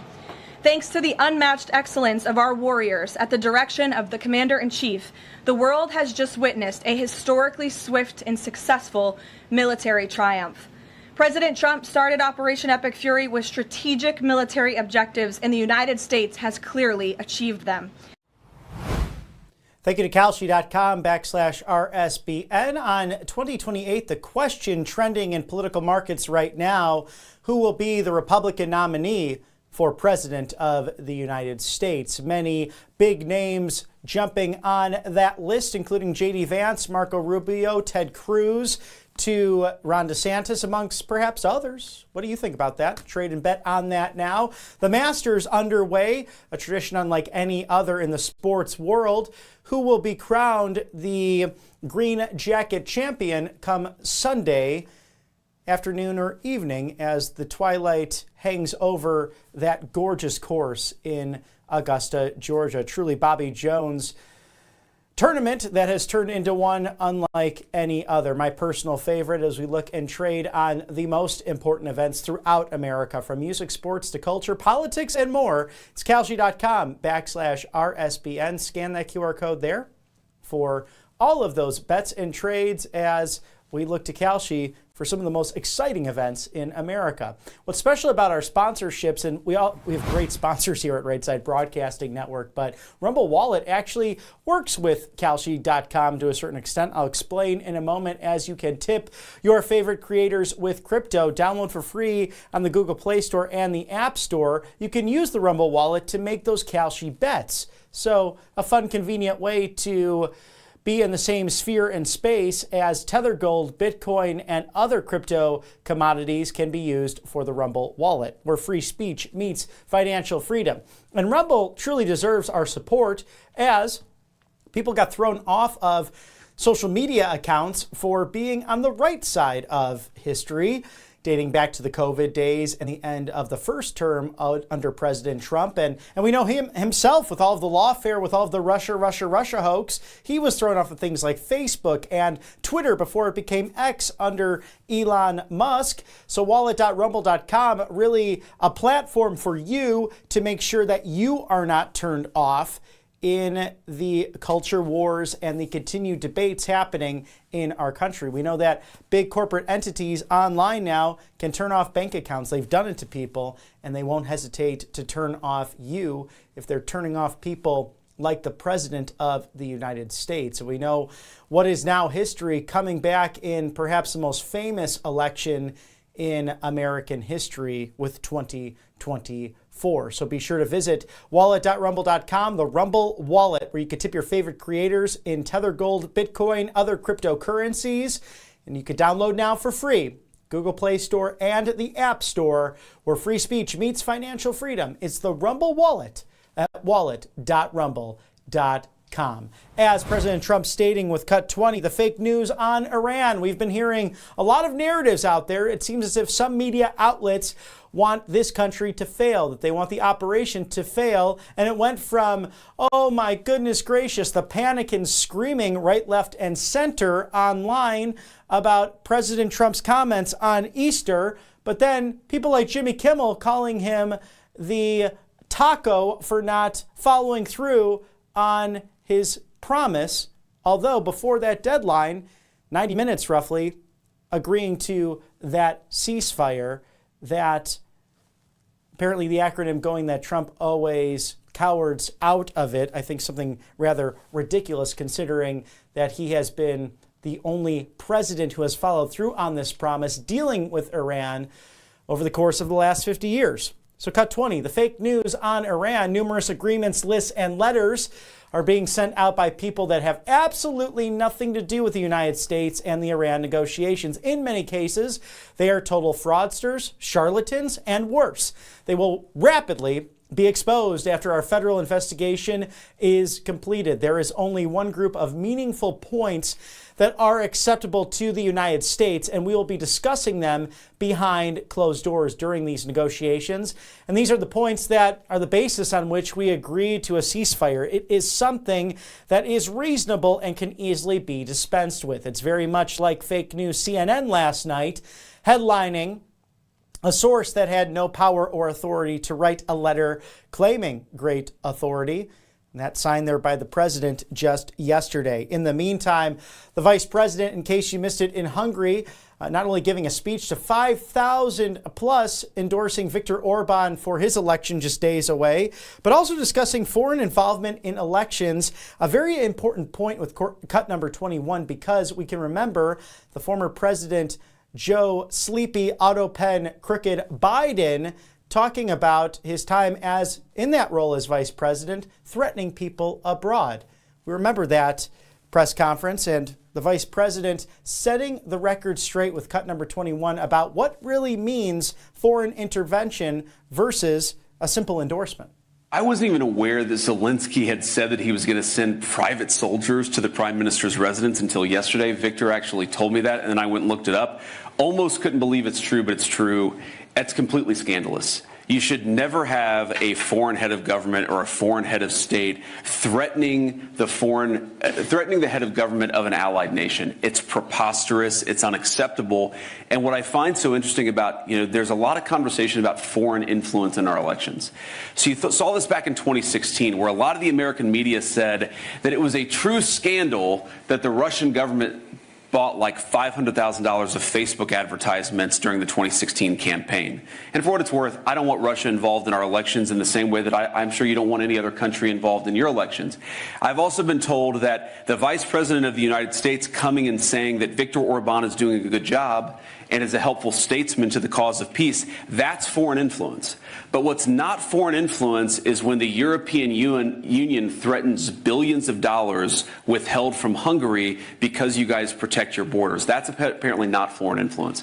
What's not foreign influence is when the Ukrainians shut down pipelines, causing suffering among the Hungarian people in an effort to influence an election. That's allegedly not foreign influence. It doesn't pass the smell test. Foreign influence is when other governments threaten, cajole, and try to use economic influence to tell you how to vote. And that, to the Hungarian people, whether you like Viktor Orban or not, whether you agree with this or that policy, that is fundamentally an assault on your sovereignty. You know what I have never done, even though we have, of course, a lot of economic power in the United States of America. We are the economic and military superpower of the world. We have never threatened Hungary, saying, if you don't vote for Viktor Orban, you're not going to get this and this. We would never do that because we respect the Hungarian people enough to respect their sovereignty. The fact that so many foreign actors, whether they're transnational organizations like the bureaucrats in Brussels, or whether it's foreign governments, are literally threatening the Hungarian people, vote this way or we're going to exact our revenge on you, that should make you very angry. You should vote against that for the simple reason that you are sovereign in this country. One of the coolest things about my visit is, late yesterday, when it was closed down, we went and saw the crown of St. Stephen in the Parliament. And I love the symbolism of this, of course, because it's one of the oldest, maybe the oldest surviving crown that exists in Western civilization, but it's there at the center of the parliamentary building. What does that mean? That means that sovereignty rests with the Hungarian people. The people are sovereign in Hungary. But for that to be true, the Hungarian people have to reject these foreign influence operations, vote for who they want to be their leader, reject the Brussels bureaucrats. And we are joined now, as we cover the latest from the Trump White House, by David Kruger, who is an AI professor at the University of Montreal, also CEO and founder of Evitable. David, thank you for taking the time to join us today as you led a protest outside of Sam Altman's office on OpenAI. Can we dive into that about these imminent threats that you are seeing and what you fear about the future of artificial intelligence? Yeah, absolutely. So the protest I attended and spoke at was actually outside of 3 AI companies, OpenAI, Anthropic, and xAI. And we're calling on all of the leading AI companies to agree to pause development of further, more powerful AI systems. That's conditional on everyone else agreeing to do it. And this is something that we really should have done several years ago. Experts warned in a statement I initiated 3 years ago that AI could lead to human extinction. Governments have not responded effectively to that yet. So we're seeing AI getting more and more powerful every day, and we really need to do something about it to get the situation under control. And how would you find it, being that in your Canada, our United States of America here, is it something through Parliament, through Congress to get the ball rolling when it comes to the regulation of artificial intelligence? There's a lot of things we could do right now nationally to regulate AI, but the focus of that protest and of my work at Evitable is an international treaty to prevent further progress in AI and progress towards superintelligence, which is AI so powerful that nobody knows how to control it. To do that, I think we should be looking at the hardware, and basically we need to get rid of AI chips and the factories that build them so that we can have an enforceable agreement that the US and China can both agree to. Is this something kind of like the turn of the century, back from the 19th to the 20th, where you have to, I guess, regulate the monopolies? Is that what you're concerned about? Because you're not, I want to make sure, not against AI in its entirety, just the idea that it can be so concentrated into so few or so elite, and that it can build and grow uncontrollable over time.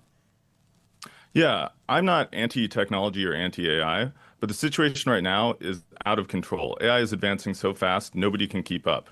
We just saw the release of Claude Mythos from Anthropic, one of the leading developers, and it has the capabilities. It looks like it can hack into basically any system in the world. So all of cybersecurity is currently, at risk from developments in AI. And that's just, the beginning. It's only going to get worse from here, and it's moving much too fast. And where does Sam Altman really play into all this? Because I think most of us recognize his name. We hear him on many mainstream media sources, don't see much of him. But where does he fall into this discussion?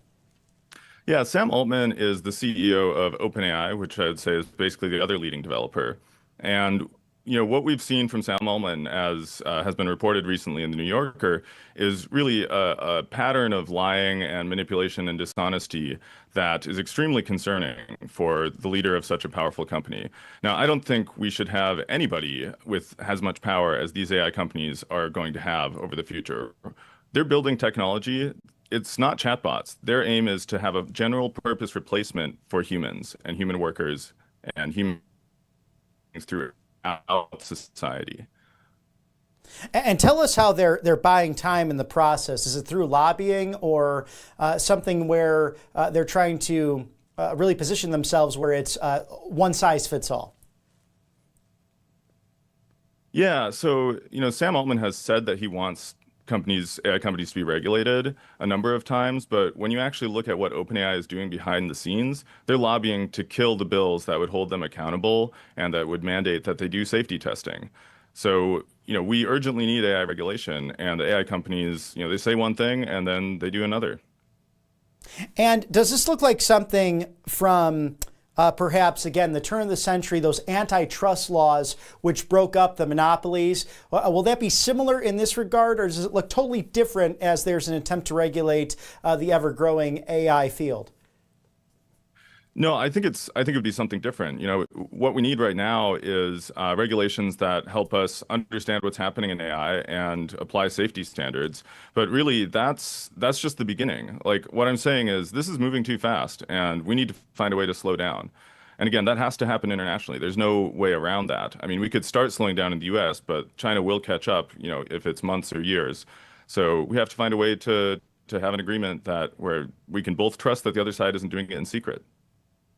And so I'm seeing it maybe something similar to nuclear fissile material, or even agreeing to limit those weapons, if I could speak on this topic. And being someone who is not an expert on it, but very interested in it, how does this affect the average American and Canadian, or even North American, as we move deeper into the 21st century?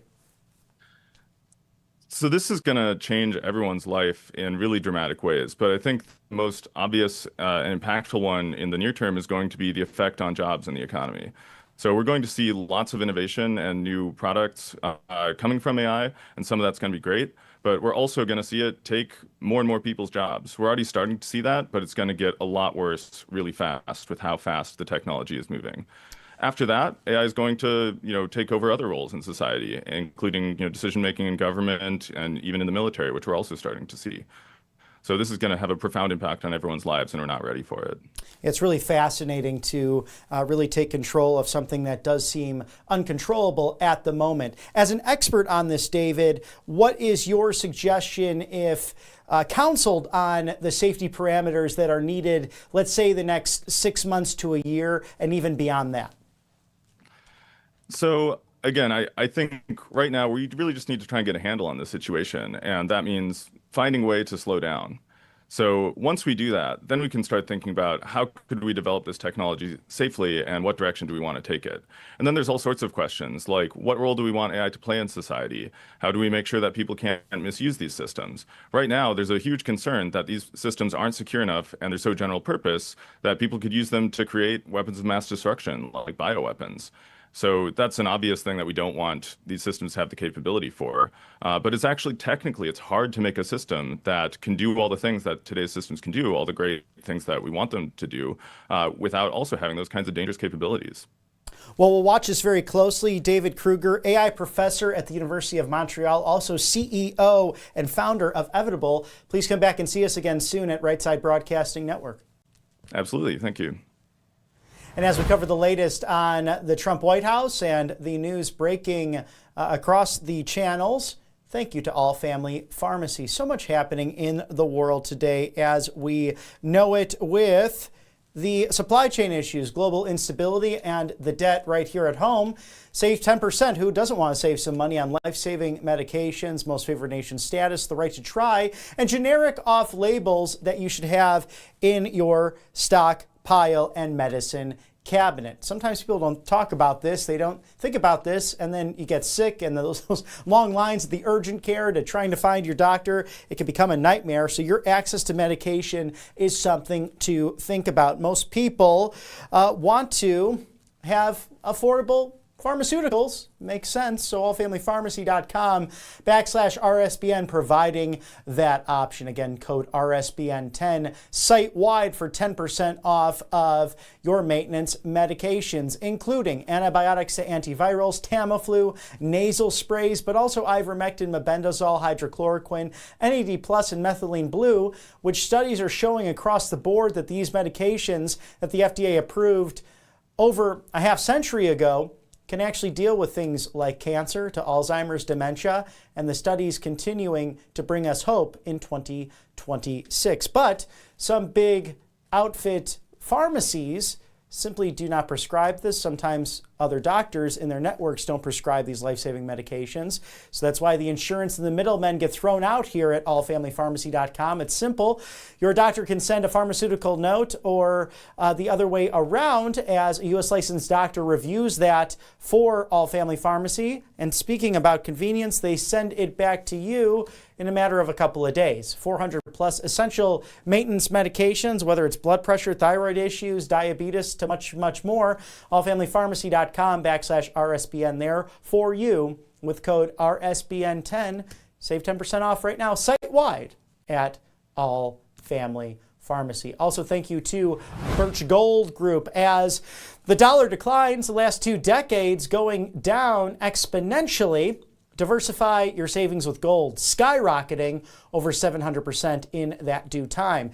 Text Trump to 989898. Diversify your 401k, your IRA with a tax-sheltered option from the Birch Gold Group. And this free nifty guide to learn why JP Morgan Chase also bulking up with silver. They're just grabbing all of it, quite frankly. They're hoarding it, in fact, as silver is shining in this moment, including gold, where geopolitical diversification offsets political risk and ultimately protects your savings. With crypto on the premier lines with financial advisory that can make a massive difference for your savings and, again, your 401k. And you heard our last guest speak on the diversification of artificial intelligence, how that's really not being regulated at the moment, and what that can mean for the future of America and the world as we know it. So diversify now in a time-tested commodity that's lasted thousands of years throughout civilizations. It's gold, it's silver, it's tangible metals, and it's backed by the best people in the business when it comes to financial security. Dr. Ron Paul, Steve Bannon, Ben Shapiro, Clay Travis, and Buck Sexton all endorsing the Birch Gold Group. So again, diversify now. Look at your options. No one size fits all. And what do you have to lose? Just grab this nifty information guide in the process. I look through it, and I'm looking at my own options as we speak. So text Trump to 989898 and diversify with a tax-sheltered IRA or 401k option from the best in the business, Birch Gold Group.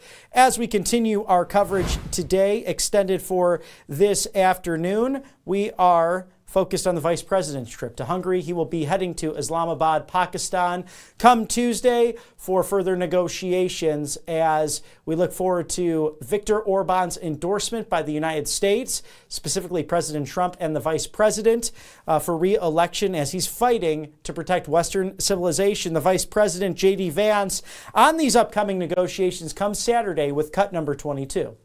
I do think there are good developments here. And let me just say a few things. First of all, what the president set out to do was decimate the Iranian military, decimate their ability to wage conventional war. And that military objective, as the president said yesterday, as I said yesterday, has been achieved. And because of that, what the president did is he basically issued an ultimatum to the Iranians. He said, open up the straits, stop trying to hold the world's economy hostage, and we'll engage in a ceasefire. And that's exactly the agreement that we came to last night. The Iranians have agreed to open up the straits. The United States has agreed to stop attacking.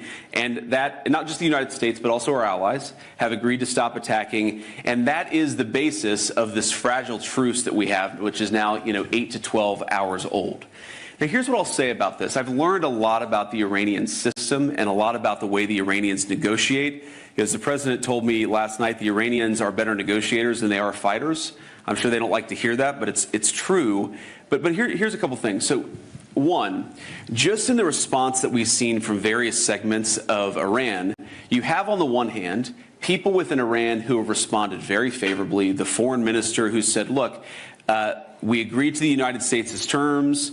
We'll do a ceasefire, we'll do a negotiation, we'll open the Straits of Hormuz, and then we'll see if we can come to more agreement down the road. So some of the people have responded favorably and have said the right things. And then you have some people on social media within their system who are basically lying about what we've accomplished militarily. They're lying about the nature of the agreement. They're lying about the nature of the ceasefire. And so you have just, even within their system, and this is why I say this is a fragile truce, you have people who clearly want to come to the negotiating table and work with us to find a good deal. And then you have people who are lying about even the fragile truce that we've already struck. And that's just an interesting thing about their system. And the final point that I'll say about this is the President of the United States has told me, and he's told the entire negotiating team, the Secretary of State, the Special Envoy, Steve Witkoff, he said, go and work in good faith to come to an agreement. That is what he has told us to do. If the Iranians are willing, in good faith, to work with us, I think we can make an agreement. If they're going to lie, if they're going to cheat, if they're going to try to prevent even the fragile truce that we've set up from taking place, then they're not going to be happy. Because what the president has also shown is that we still have clear military, diplomatic, and maybe most importantly, we have extraordinary economic leverage. So the president has told us not to use those tools. He's told us to come to the negotiating table. But if the Iranians don't do the exact same thing, they're going to find out that the president of the United States is not one to mess around. He's impatient. He's impatient to make progress. He has told us to negotiate in good faith. And I think if they negotiate in good faith, we will be able to find a deal. But that's a big if. And ultimately, it's up to the Iranians how they negotiate. I hope they make the right decision.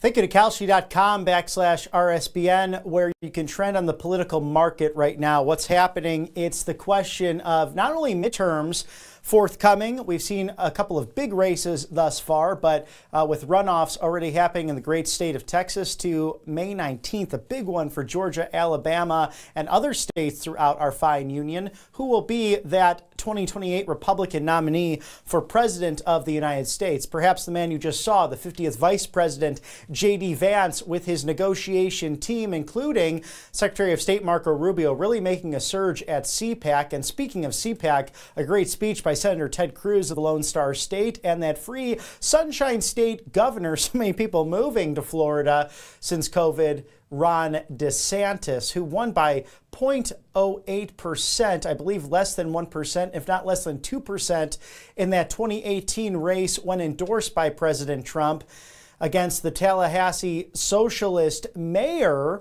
and then winning by 20 plus points in 2022 for his re-election. So the whole landscape changing, especially in the Southeast. Or will it be someone else, perhaps of neocon royalty? Of course, I scoff at that statement, that will try to take over the Republican Party once again. Trade on the most important events affecting American culture, sports, music, politics, and more at kalshi.com/RSBN, including who will be the victor of the Masters Tournament in Augusta, Georgia, now underway in that beautiful setting, all set and brought to you by the late, great Bobby Jones of the Peach State. We look forward to that tournament as we look forward to the ultimate tournament, the presidential election come 2028. And you can trade or bet through kalshi.com/RSBN with the latest Rumble wallet at wallet.rumble.com. Download for free now, the Google Play Store and the App Store.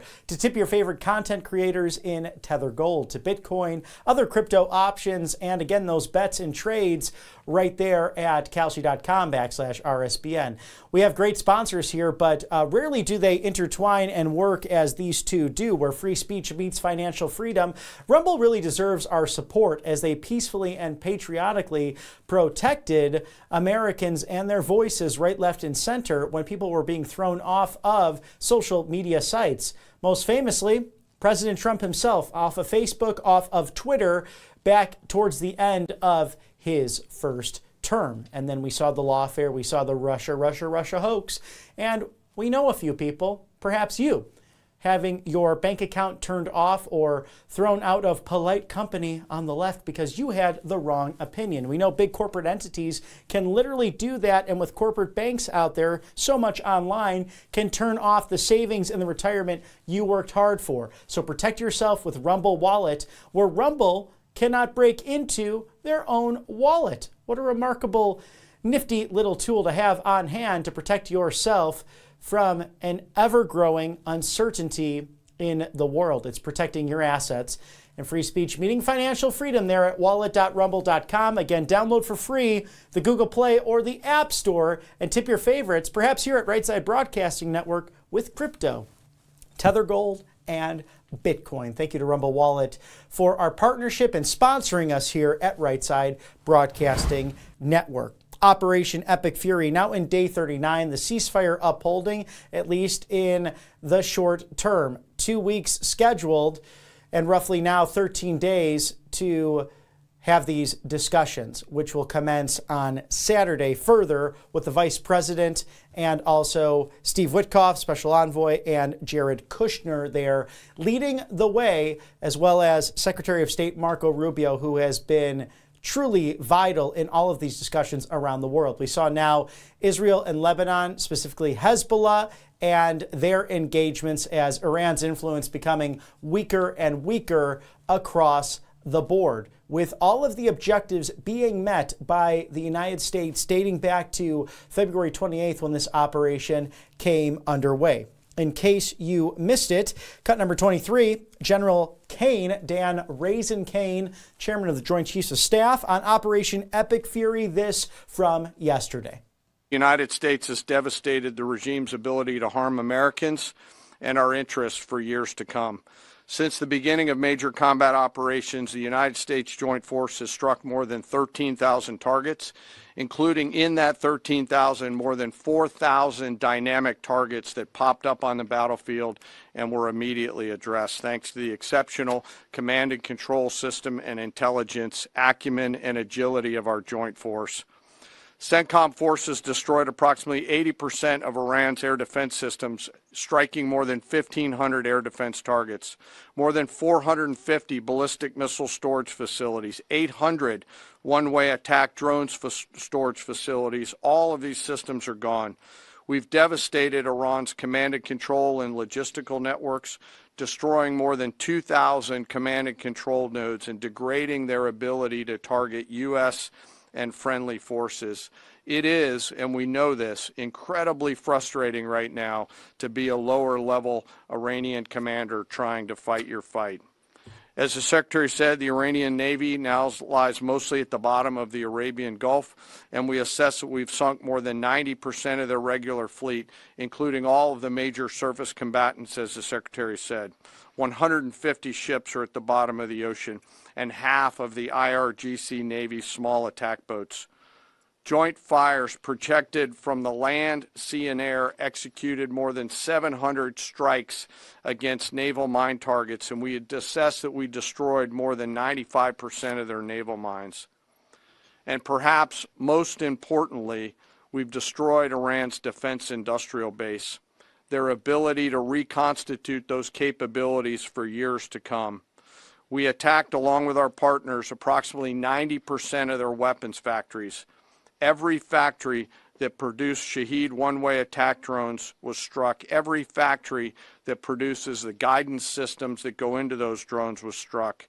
Their missile defense industrial base is shattered, with more than 80% of their missile facilities gone, as well as their solid rocket motor production capability. It will take years for Iran to rebuild any major surface combatants, as more than 20 naval production and fabrication facilities have been damaged or destroyed, and nearly 80% of Iran's nuclear industrial base was hit, further degrading their attempts to attain a nuclear weapon. Throughout Operation Epic Fury, our joint force struck at the heart of Iran's ability to project power and threaten the United States and the region. And in order to do this, it required the service and sacrifice of more than 50,000 American warfighters deployed across CENTCOM, EUCOM, and stateside. The Joint Force flew more than 10,000 missions, including 62 bomber missions, 18 of which flew round trip from the United States to deliver bombs on military targets.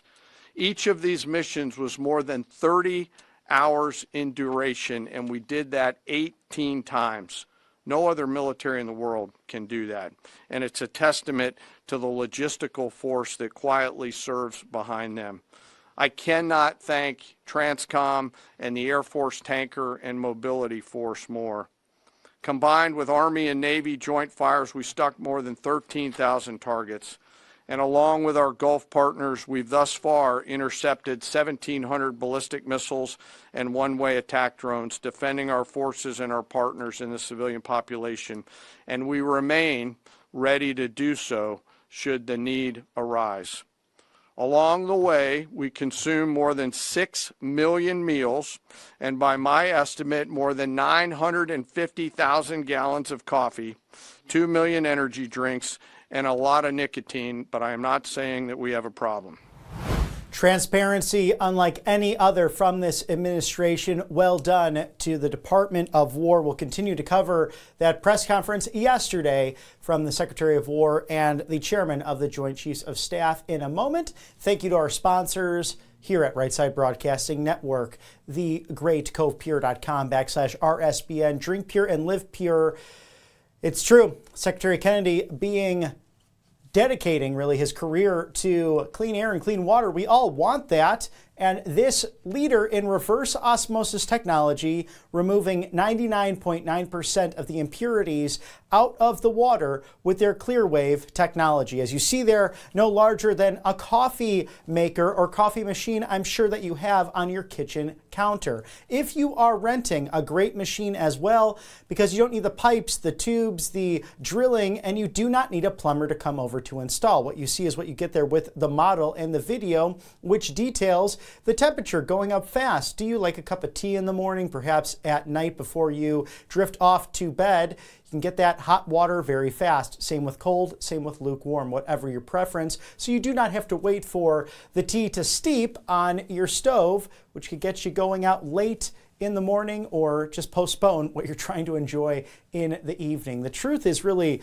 quite frightening in our water supply system, some worse than others, especially in big blue cities, where PFAS, microplastics, agricultural runoff, pesticides, also medical residue getting into the water. So protect what matters most, your gut health, which does affect your overall being and is the first thing to communicate with your brain to see if there's anything happening wrong in your system. So get back to the basics. Drink pure, live pure with CovePure.com/RSBN. As you scan that QR code, JAMA Pediatrics putting out a really frightening study that students, your children, losing 2 or more points in their IQ if they are drinking tap water on a regular basis. We know what was lost with the COVID learning scandals that took place, and now the Leering centers up in Minnesota. We need not any more disruption to our educational prowess here in America. And one of the most common sense ways to do that, protecting the gut health of you and your family at CovePure.com/RSBN. Save $250 off right now. Speaking of health, allfamilypharmacy.com/RSBN leading the way, 10% off site-wide with code RSBN10. With supply chain issues, global instability, and shortages that no one's really talking about in the mainstream, we are so blessed here to have one of our finest sponsors at All Family Pharmacy, giving you access to medication that is needed. Maintenance medications, in fact, over 400 plus available when most people don't think about it until they need something when they're sick and there's a long line at the urgent care or their pharmacy down the street doesn't have it available or simply won't prescribe it. Things like ivermectin, mebendazole, hydrochloroquine, methylene blue, 2, NAD+, and much, much, much, much more. All of these medications being tested and done studies on over half a century now. FDA approved, that are leading to, in some cases, cures, and in some cases, remedies of things like cancer, dementia, to Alzheimer's, amongst many others. So they're an independent American family pharmacy that helps you stay stocked and prepared for the right to try most favored nation status of generic off-label pharmaceuticals. And there's no middleman. So if you do not have insurance, that's okay. Simply a pharmaceutical note from your doctor or working with their U.S. licensed doctor on the other end to review your order, bringing it right back to your door. So if you value convenience, allfamilypharmacy.com/RSBN, truly the go-to. Blood pressure issues, thyroid medications to diabetes and more, all those maintenance meds available with Tamiflu, nasal sprays, also emergency medical kits, so crucial to staying healthy and protected in 2026. Again, allfamilypharmacy.com/RSBN, 10% off site-wide now. Order the essentials with All Family Pharmacy, code RSBN10, 10% off now. Scan that QR code there and stay healthy with All Family Pharmacy. Thank you for sponsoring us on the right side of history as we cover the latest from the White House and the press briefing at the Department of War yesterday. Cut number 24, Secretary of War Pete Hegseth on the non-negotiable terms regarding the ceasefire. Always been non-negotiable that they won't have nuclear capabilities. And so right now it's buried and we're watching it. We know exactly what they have, and they know that. And they will either give it to us, which the president has laid out. They'll give it to us voluntarily. We'll get it. We'll take it out. Or if we have to do something else ourselves, like we did in Midnight Hammer or something like that, we reserve that opportunity. But what's clear, what the new Iranian regime knows, is they'll never have a nuclear weapon or the capability to get a path to one. As far as the new regime, you heard the list that I read.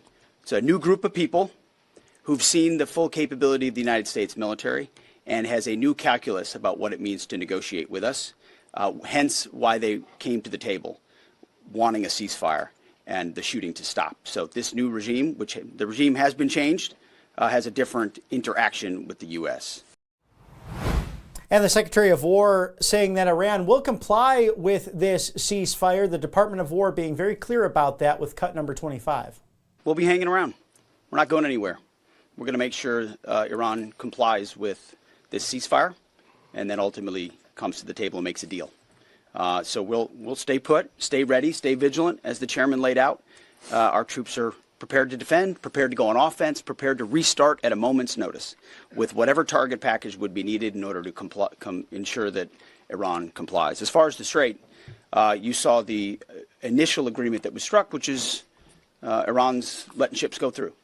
So there'll be that will be happening. They will be sailing, and ultimately, as the president, I mean, we've done an incredible job militarily inside the Strait of Hormuz. What Admiral Cooper, I failed to mention Admiral Cooper's name. He's done a phenomenal job along with everybody at AFCENT and NAVCENT and ARCENT and all the components down there, laying the groundwork for Iran. Iran doesn't have the same ability to defend it the way they did before, and so as the president has pointed out to the rest of the world, we barely get any of our energy out of the Strait.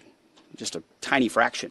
It's time for the rest of the world to step up and ensure that that stays open after President Trump and the War Department brought Iran to the place where they are voluntarily opening it right now, as was announced last night.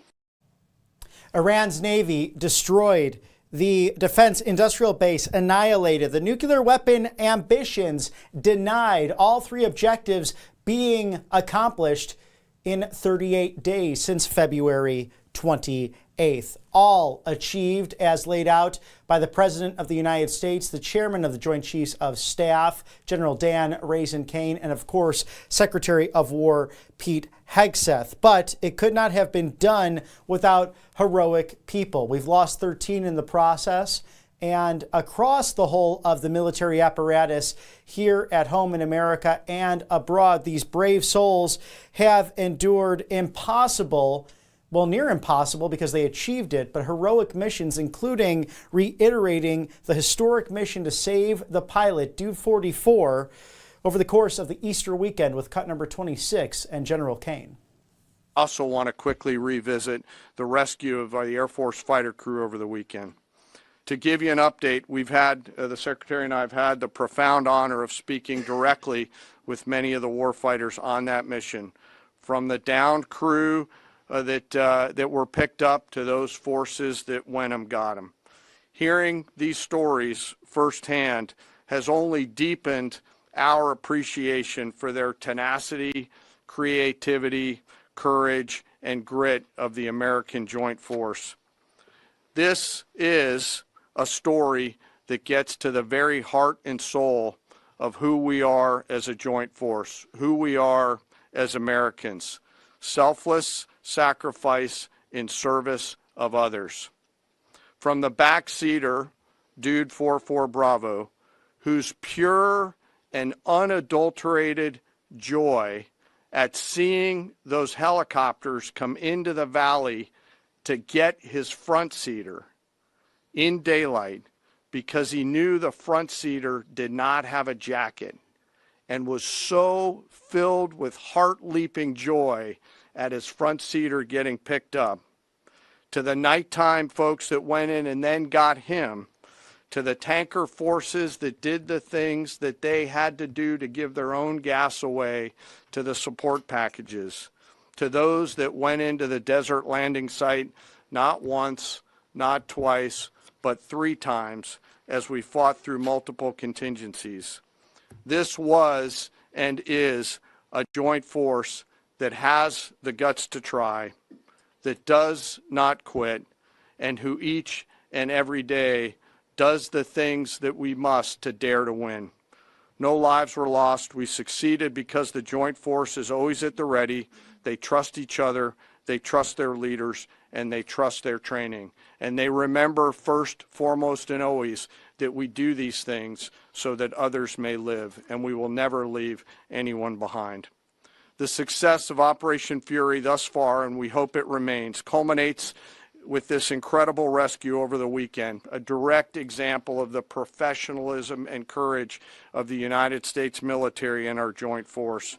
It's the service members on the front lines, our partners in the region, our teammates in the intelligence community, our civilian leaders in the OSW side of the house, the American workers who build the tools and weapons that we use, and the American people who back us up that help us to go do these things. I stand here humbled today, but frankly not surprised by what the Joint Force has been able to do. Their performance is fueled by a deep commitment to each other, their mission, and to our country. It is an incredible, deep honor for me to be a part of this joint force, and I'm humbled by the service and sacrifice each and every day that I am lucky enough to see. Operation Epic Fury by the numbers. A proud secretary, a proud general, a proud president of the United States. 13,000 plus Iranian targets struck, 155 plus Iranian ships destroyed. 90% of Iran's weapons facilities have been struck, and 80% of Iran's nuclear industrial base struck. And it's just beginning if the Iranian regime does not lay down its arms, if they don't agree to the terms ultimately of the ceasefire in place right now after 38 days. We are now on day 39 as we continue to break down the gritty nature of war and the unknowns that these heroes go into. And cut number 27, this is Iran, a very mountainous region, very different warfare than troops have faced in the past. But regardless, they are doing so with incredible bravery. I've laid out the statistics, but it does not truly capture the nature of combat. This is gritty and unforgiving business. It's chaotic, it's hot, it's dark, it's unpredictable, and there's always unknowns. And our people proudly walked into those unknowns and continue forward. And through it all, the Joint Force has demonstrated the unwavering resolve that the nation demands of us. We are a mission-focused force, and our objectives always is to create the conditions for peace, and today we have, while be ready should that peace break, which we hope it is not. And we remain ready. General Kane, the chairman of the Joint Chiefs of Staff, continuing on Operation Epic Fury, these objectives I outlined earlier with cut number 28, dating back to February 28th. On February 28th, the President of the United States ordered the Joint Force to execute Operation Epic Fury with the direction to accomplish three distinct military objectives: destroy Iran's ballistic missile and drone capabilities, destroy the Iranian Navy, and destroy their defense industrial base to ensure that Iran cannot reconstitute the ability to project power outside their borders. Over the course of 38 days of major combat operation, the Joint Force achieved the military objectives as defined by the President. We welcome the ongoing ceasefire, and as the Secretary said, we hope that Iran chooses a lasting peace. But as Secretary Hegseth said, let us be clear, a ceasefire is a pause, and the Joint Force remains ready, if ordered or called upon, to resume combat operations with the same speed and precision as we've demonstrated over the last 38 days, and we hope that that is not the case. I want to congratulate and thank the leadership today at U.S. Central Command, including the Commander Admiral Brad Cooper, the Deputy Commander Lieutenant General Kevin Leahy, the Senior Enlisted Leader Fleet Master Chief Compton, and every one of the component commanders, senior enlisted leaders, and especially the staff down at U.S. Central Command, who does not get called out for any of the credit, but grinds 24/7 to help offer the options that we bring to the Secretary and the President. I also want to highlight the forces in the United States European Command under the command of Alexis Grinkowicz, who protected the western flank in support of CENTCOM. And I want to thank our partners across the intelligence community. Our ability to see and understand what an adversary is doing help us to be as decisive as we must be on the battlefield. And that includes DIA, NSA, NGA, the CIA, and the National Reconnaissance Office, and others. I want to thank the other combatant commands who have thus far contributed along the way to U.S. Central Command. This includes Transcom, Stratcom, Spacecom, SOCOM, and Cybercom, all of whom poured all in support of CENTCOM's efforts. And I want to thank, as the Secretary did, our Gulf partners who fought alongside each and every one of us every day. From the Kingdom of Saudi Arabia, the UAE, Bahrain, Qatar, Kuwait, and Jordan, all who joined us together to defend and protect our people and our assets, and who, if required, stand ready to do so again. And I want to thank my team at the Joint Staff who work literally around the clock in order to help me offer the options that I must with the associated risks to the Secretary and to the President. They are the hardest working people that I know, and I am deeply grateful for their service. Most importantly today, I want to thank America's members of the Joint Force who've poured everything that they can into Operation Epic Fury, and their families who've worked 24 hours a day for 38 days.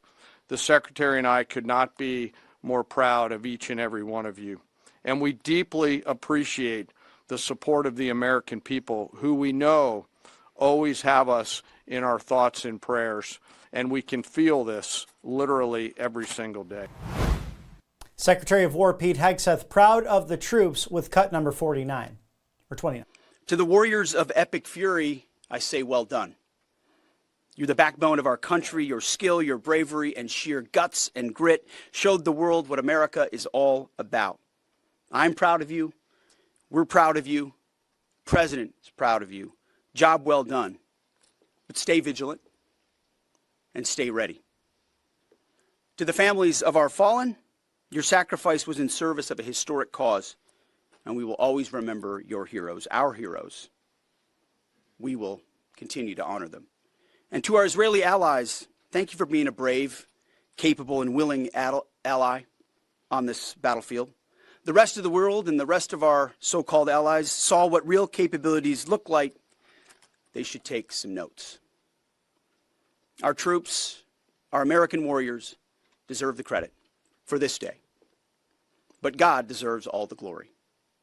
Tens of thousands of sorties, refuelings, and strikes carried out under the protection of divine providence. A massive effort with miraculous protection. Dude 44 Bravo spoke for all of us. God is good. With the praise going throughout the Department of War, Secretary Hegseth and also General Kane explaining the Iran attacks over the last 47 years, a mere half century of terror coming to an end as detailed by Bronze Star recipient and Secretary of War Pete Hegseth. Decades, Iran killed Americans with roadside bombs in Iraq, using cowardly proxies to do their dirty work while they hid safely in Tehran. They struck our embassies with car bombs and attacked from the shadows, never daring to face us toe-to-toe. They thought they could bleed America with impunity. Well, they just learned the hard way what happens when you try to fight us directly. And even when they got lucky, one time in 40 days, and downed 2 of our pilots, they couldn't hold them. In a daring 14-hour rescue operation, 7 hours in daylight and 7 hours of night, both pilots were recovered safely. Not once, but twice. A daylight thunder run right up the middle of their country, boots on the ground. A midnight raid right up the middle of their country, boots on the ground. 0 American casualties. The Iranians humiliated and demoralized. We control their fate, not the other way around.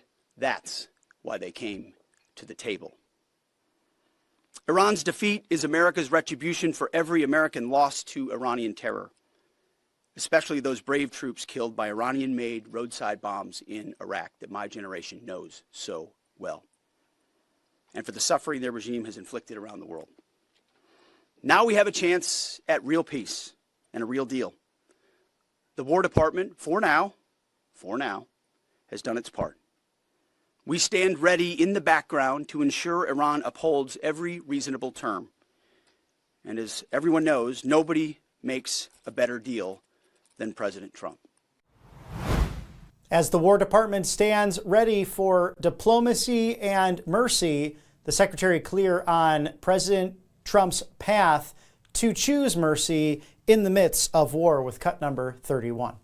President Trump had the power to cripple Iran's entire economy in minutes, but he chose mercy. He spared those targets because Iran accepted the ceasefire under overwhelming pressure. The new Iranian regime understood that a deal was far better than the fate that awaited them. This new regime just happened to look at what happened to their predecessors. Their top leadership was systematically eliminated. The previous Iranian supreme leader, dead. The Supreme National Security Council secretary, dead. The Supreme Leader Office advisor, dead. The Supreme Leader Military Office chief, dead. The defense minister, no longer with us. The IRGC commander, dead. The Armed Forces General Staff commander, dead. The intelligence minister, dead. The IRGC Navy commander, no longer here. The IRGC intel chief, dead. I skipped over a bunch, and I could go on and on and on, to include the new so-called new supreme leader wounded and disfigured. This new regime was out of options and out of time, so they cut a deal. They know this agreement means that they will never, ever possess a nuclear weapon. Under the terms, any nuclear material they should have will be removed. Any material, they should not have will be removed. Right now, their dust is deeply buried and watched 24/7 overhead. The president has been clear from the beginning, there will be no Iranian nuclear weapons. Period. Full stop. Other presidents said it. President Trump did it. Operation Epic Fury. Less than 6 weeks, clear mission, decisive action, overwhelming firepower, America first, a historic battlefield victory. Iran's Navy is at the bottom of the sea as we detail these operations with cut number 32. Iran's Navy is at the bottom of the sea, whether it's the Soleimani class, their frigate class, their prized drone aircraft carriers, submarines, mine layers, sunk. Iran's Air Force has been wiped out. Iran no longer has an air defense, any sort of a comprehensive air defense system. We own their skies. Their missile program is functionally destroyed. Launchers, production facilities, and existing stockpiles depleted and decimated. And almost completely ineffective. Iran shot hundreds and hundreds of missiles and one-way attack drones at our aircraft carrier. They were obsessed with it, and they never got even close. Every single one of those shots easily shot down miles and miles away from the Abe Lincoln. They were blowing ammo into Fantasyland. Contrast that with, most significantly, in last night's wave of more than 800 strikes, we finished completely destroying Iran's defense industrial base, a core pillar of our mission objective. What little they have left buried in bunkers is all they will have. They can still shoot, we know that. Their command and control is so decimated they can't really talk and coordinate, so they still may shoot here and there, but that would be very, very unwise. But they can no longer build missiles, build rockets, build launchers, or build UAVs. Their factories have been razed to the ground, set back in historic fashion. You see, had Iran refused our terms, the next targets would have been their power plants, their bridges, and oil and energy infrastructure. Targets they could not defend and could not realistically rebuild. It would have taken them decades, and we were locked and loaded. They couldn't defend against it. And the history of Iran, a very violent regime, nearly 50 years in the making.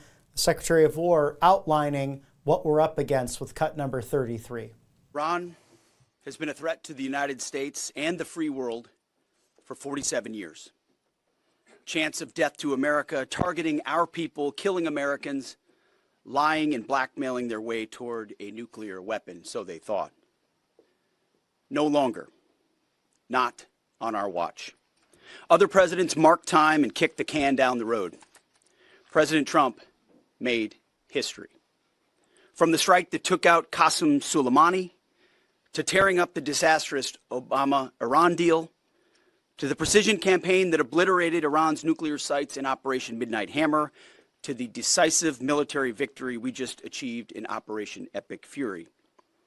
No other president has shown the courage and resolve of this commander-in-chief. President Trump forged this moment. Iran begged for this ceasefire, and we all know it. As the President truth this morning, a big day for world peace. Iran wants it to happen. They've had enough. Operation Epic Fury was a historic and overwhelming victory on the battlefield. A capital V military victory. By any measure, Epic Fury decimated Iran's military and rendered it combat ineffective for years to come. You see, in less than 40 days, one of our combatant commands, Central Command, CENTCOM, using less than 10% of America's total combat power, dismantled one of the world's largest militaries. The world's leading state sponsor of terrorism proved utterly incapable of defending itself, its people, or its territory. We untied just a fraction of our strength, and Iran suffered a devastating military defeat. Together with our Israeli partners, America's military achieved every single objective, on plan, on schedule, exactly as laid out from day one. The president sharing on Truth Social that a country supplying military weapons to Iran will be immediately tariffed on any goods, any and all goods sold to the United States of America. 50% effective immediately.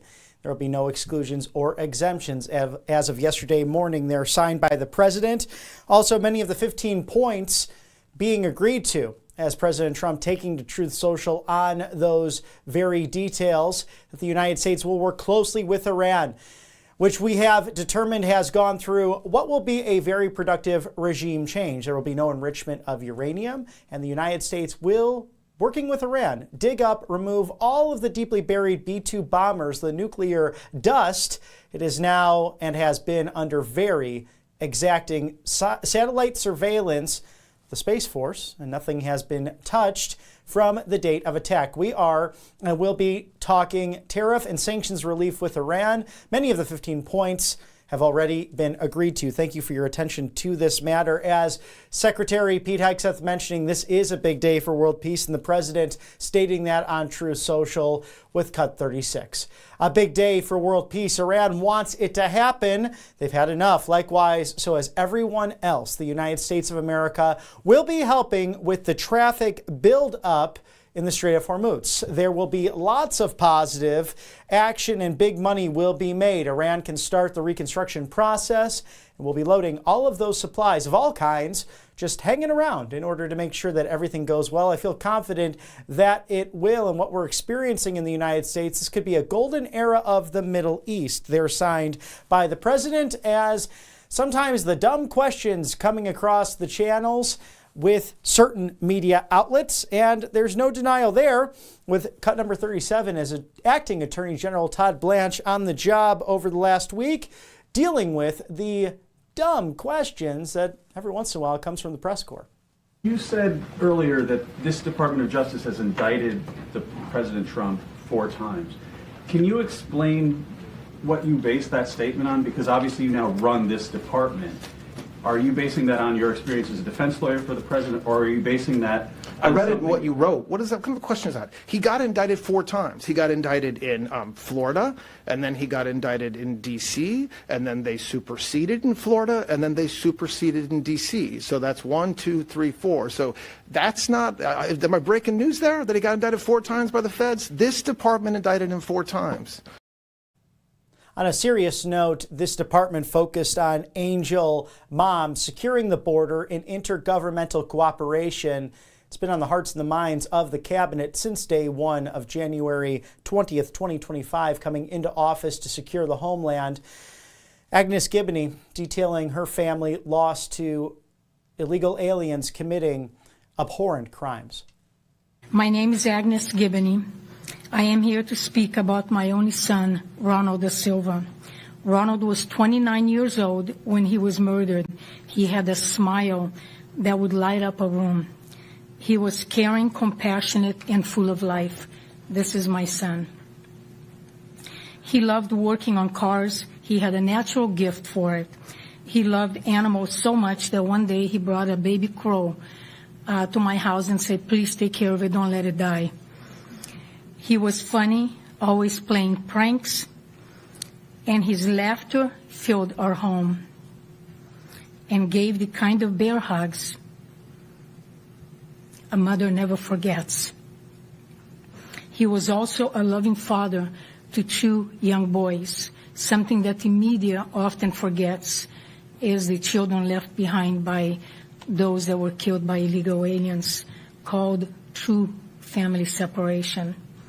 My family changed forever. My life changed forever on April in 2002. My son was standing on a friend's driveway when he was shot. He was taken to the hospital where he underwent surgery, but the doctors couldn't save him. He bled to death. When I arrived at the hospital, through a window to look at my son's lifeless body, I banged on that window, yelling out his name, "Ronald, please open your eyes. Don't do this to me." I thought it was a well-orchestrated prank, but I was wrong. My son never opened his eyes. He was laying there with his eyes still taped, still intubated, and I was not allowed to hold or touch my son. That moment forever froze in my mind. That image will never leave my mind. And as we approach April 27, it will be the 24th anniversary of my son's death. I can't tell you that the pain has not faded. Every April, that wound gets opened up again, over and over and over again, to the point that I just want to lay next to him. Birthdays, holidays, Mother's Days have never been the same. Not a celebration for me anymore. You see, I buried my son a week before Mother's Day. They are reminders. Those holidays are reminders what was taken from me. I will never heal from this loss. I am here today to honor my son, but also to speak for families like mine, whose lives were changed in an instant and never returned to what they knew before. When I connected with the ICE Voice Office, it gave me something I desperately needed. Peace of mind was one. In the middle of fear and confusion, I had someone to call. I had someone that could give me answers to questions that California Department of Corrections wouldn't. And someone who would be there to listen to me. That mattered more to me than I can put into words. And it still does, and I still refer other families to Voice because I know the value of the office, because I truly believe in it. But I need to say this clearly. For us, Angel families, this is not politics. This is not something that fades with time. This is personal, and the pain is forever. It will never be erased. And I want to say, I love ICE. I love ice in my water. I love ice in my drink. I love ice on the streets to protect us all. God bless the men and women of ICE and the Office of Voice. God bless our president, who's doing everything to keep us safe, and DHS, Tom Homan, and all of you. Thank you. And God bless the United States of America. I am a legal immigrant from Hungary, and I find it very offensive that my country gives sanctuary to criminals and not families like mine who follow the law. A very poignant statement throughout her speech. Agnes Gibney, especially at the end, a legal immigrant from Hungary, watching her adopted nation where it's one party, the Democrat Party, that wants open borders, that wants total control, that could care less about the scourge against the angel families. No parent should ever lose a child, but especially to illegal alien crime. That's 100% preventable if the laws are followed and enforced. This administration working towards that, as nearly 3 million criminal illegal aliens having been deported since the beginning of the second term. The president has been clear on the war objectives with text, video, and his statements in the most transparent administration in history, and cut number 40 detailing all of those successes and the president speaking on these objectives. As I stated in my announcement of Operation Epic Fury, our objectives are very simple and clear. We are systematically dismantling the regime's ability to threaten America or project power outside of their borders. That means eliminating Iran's Navy, which is now absolutely destroyed, hurting their Air Force and their missile program at levels never seen before, and annihilating their defense industrial base. We've done all of it. Their Navy is gone. Their Air Force is gone. Their missiles are just about used up or beaten. Taken together, these actions will cripple Iran military, crush their ability to support terrorist proxies, and deny them the ability to build a nuclear bomb. Our armed forces have been extraordinary. There's never been anything like it militarily. Everyone is talking about it. The president should not be underestimated. Reminded of that just yesterday with the press secretary, Caroline Leavitt, stating that during her briefing. The Iranians originally put forward a 10-point plan that was fundamentally unserious, unacceptable, and completely discarded. It was literally thrown in the garbage by President Trump and his negotiating team. Many outlets in this room have falsely reported on that plan as being acceptable to the United States, and that is false. With the president's deadline fast approaching and the United States military completely decimating Iran with each passing hour, the regime acknowledged reality to the negotiating team. They put forward a more reasonable and entirely different and condensed plan to the president and his team. President Trump and the team determined the new modified plan was a workable basis on which to negotiate and to align it with our own 15-point proposal. The president's red lines, namely the end of Iranian enrichment in Iran, have not changed. And the idea that President Trump would ever accept an Iranian wish list as a deal is completely absurd. The president will only make a deal that serves in the best interests of the United States of America, and he as a negotiating team will focus on this effort over the next 2 weeks, so long as the Strait of Hormuz remains open with no limitations or delays. These extraordinarily sensitive and complex negotiations will take place behind closed doors over the course of the next 2 weeks. I would strongly advise the media against running with narratives that have no basis in fact. What Iran says publicly or feeds to all of you in the press is much different than what they communicate to the United States, the president, and his team privately. Never underestimate President Trump's ability to successfully advance America's interests and broker peace. President Trump has a proven track record of achieving good deals on behalf of the United States and the American people, and he will only accept one that puts America first.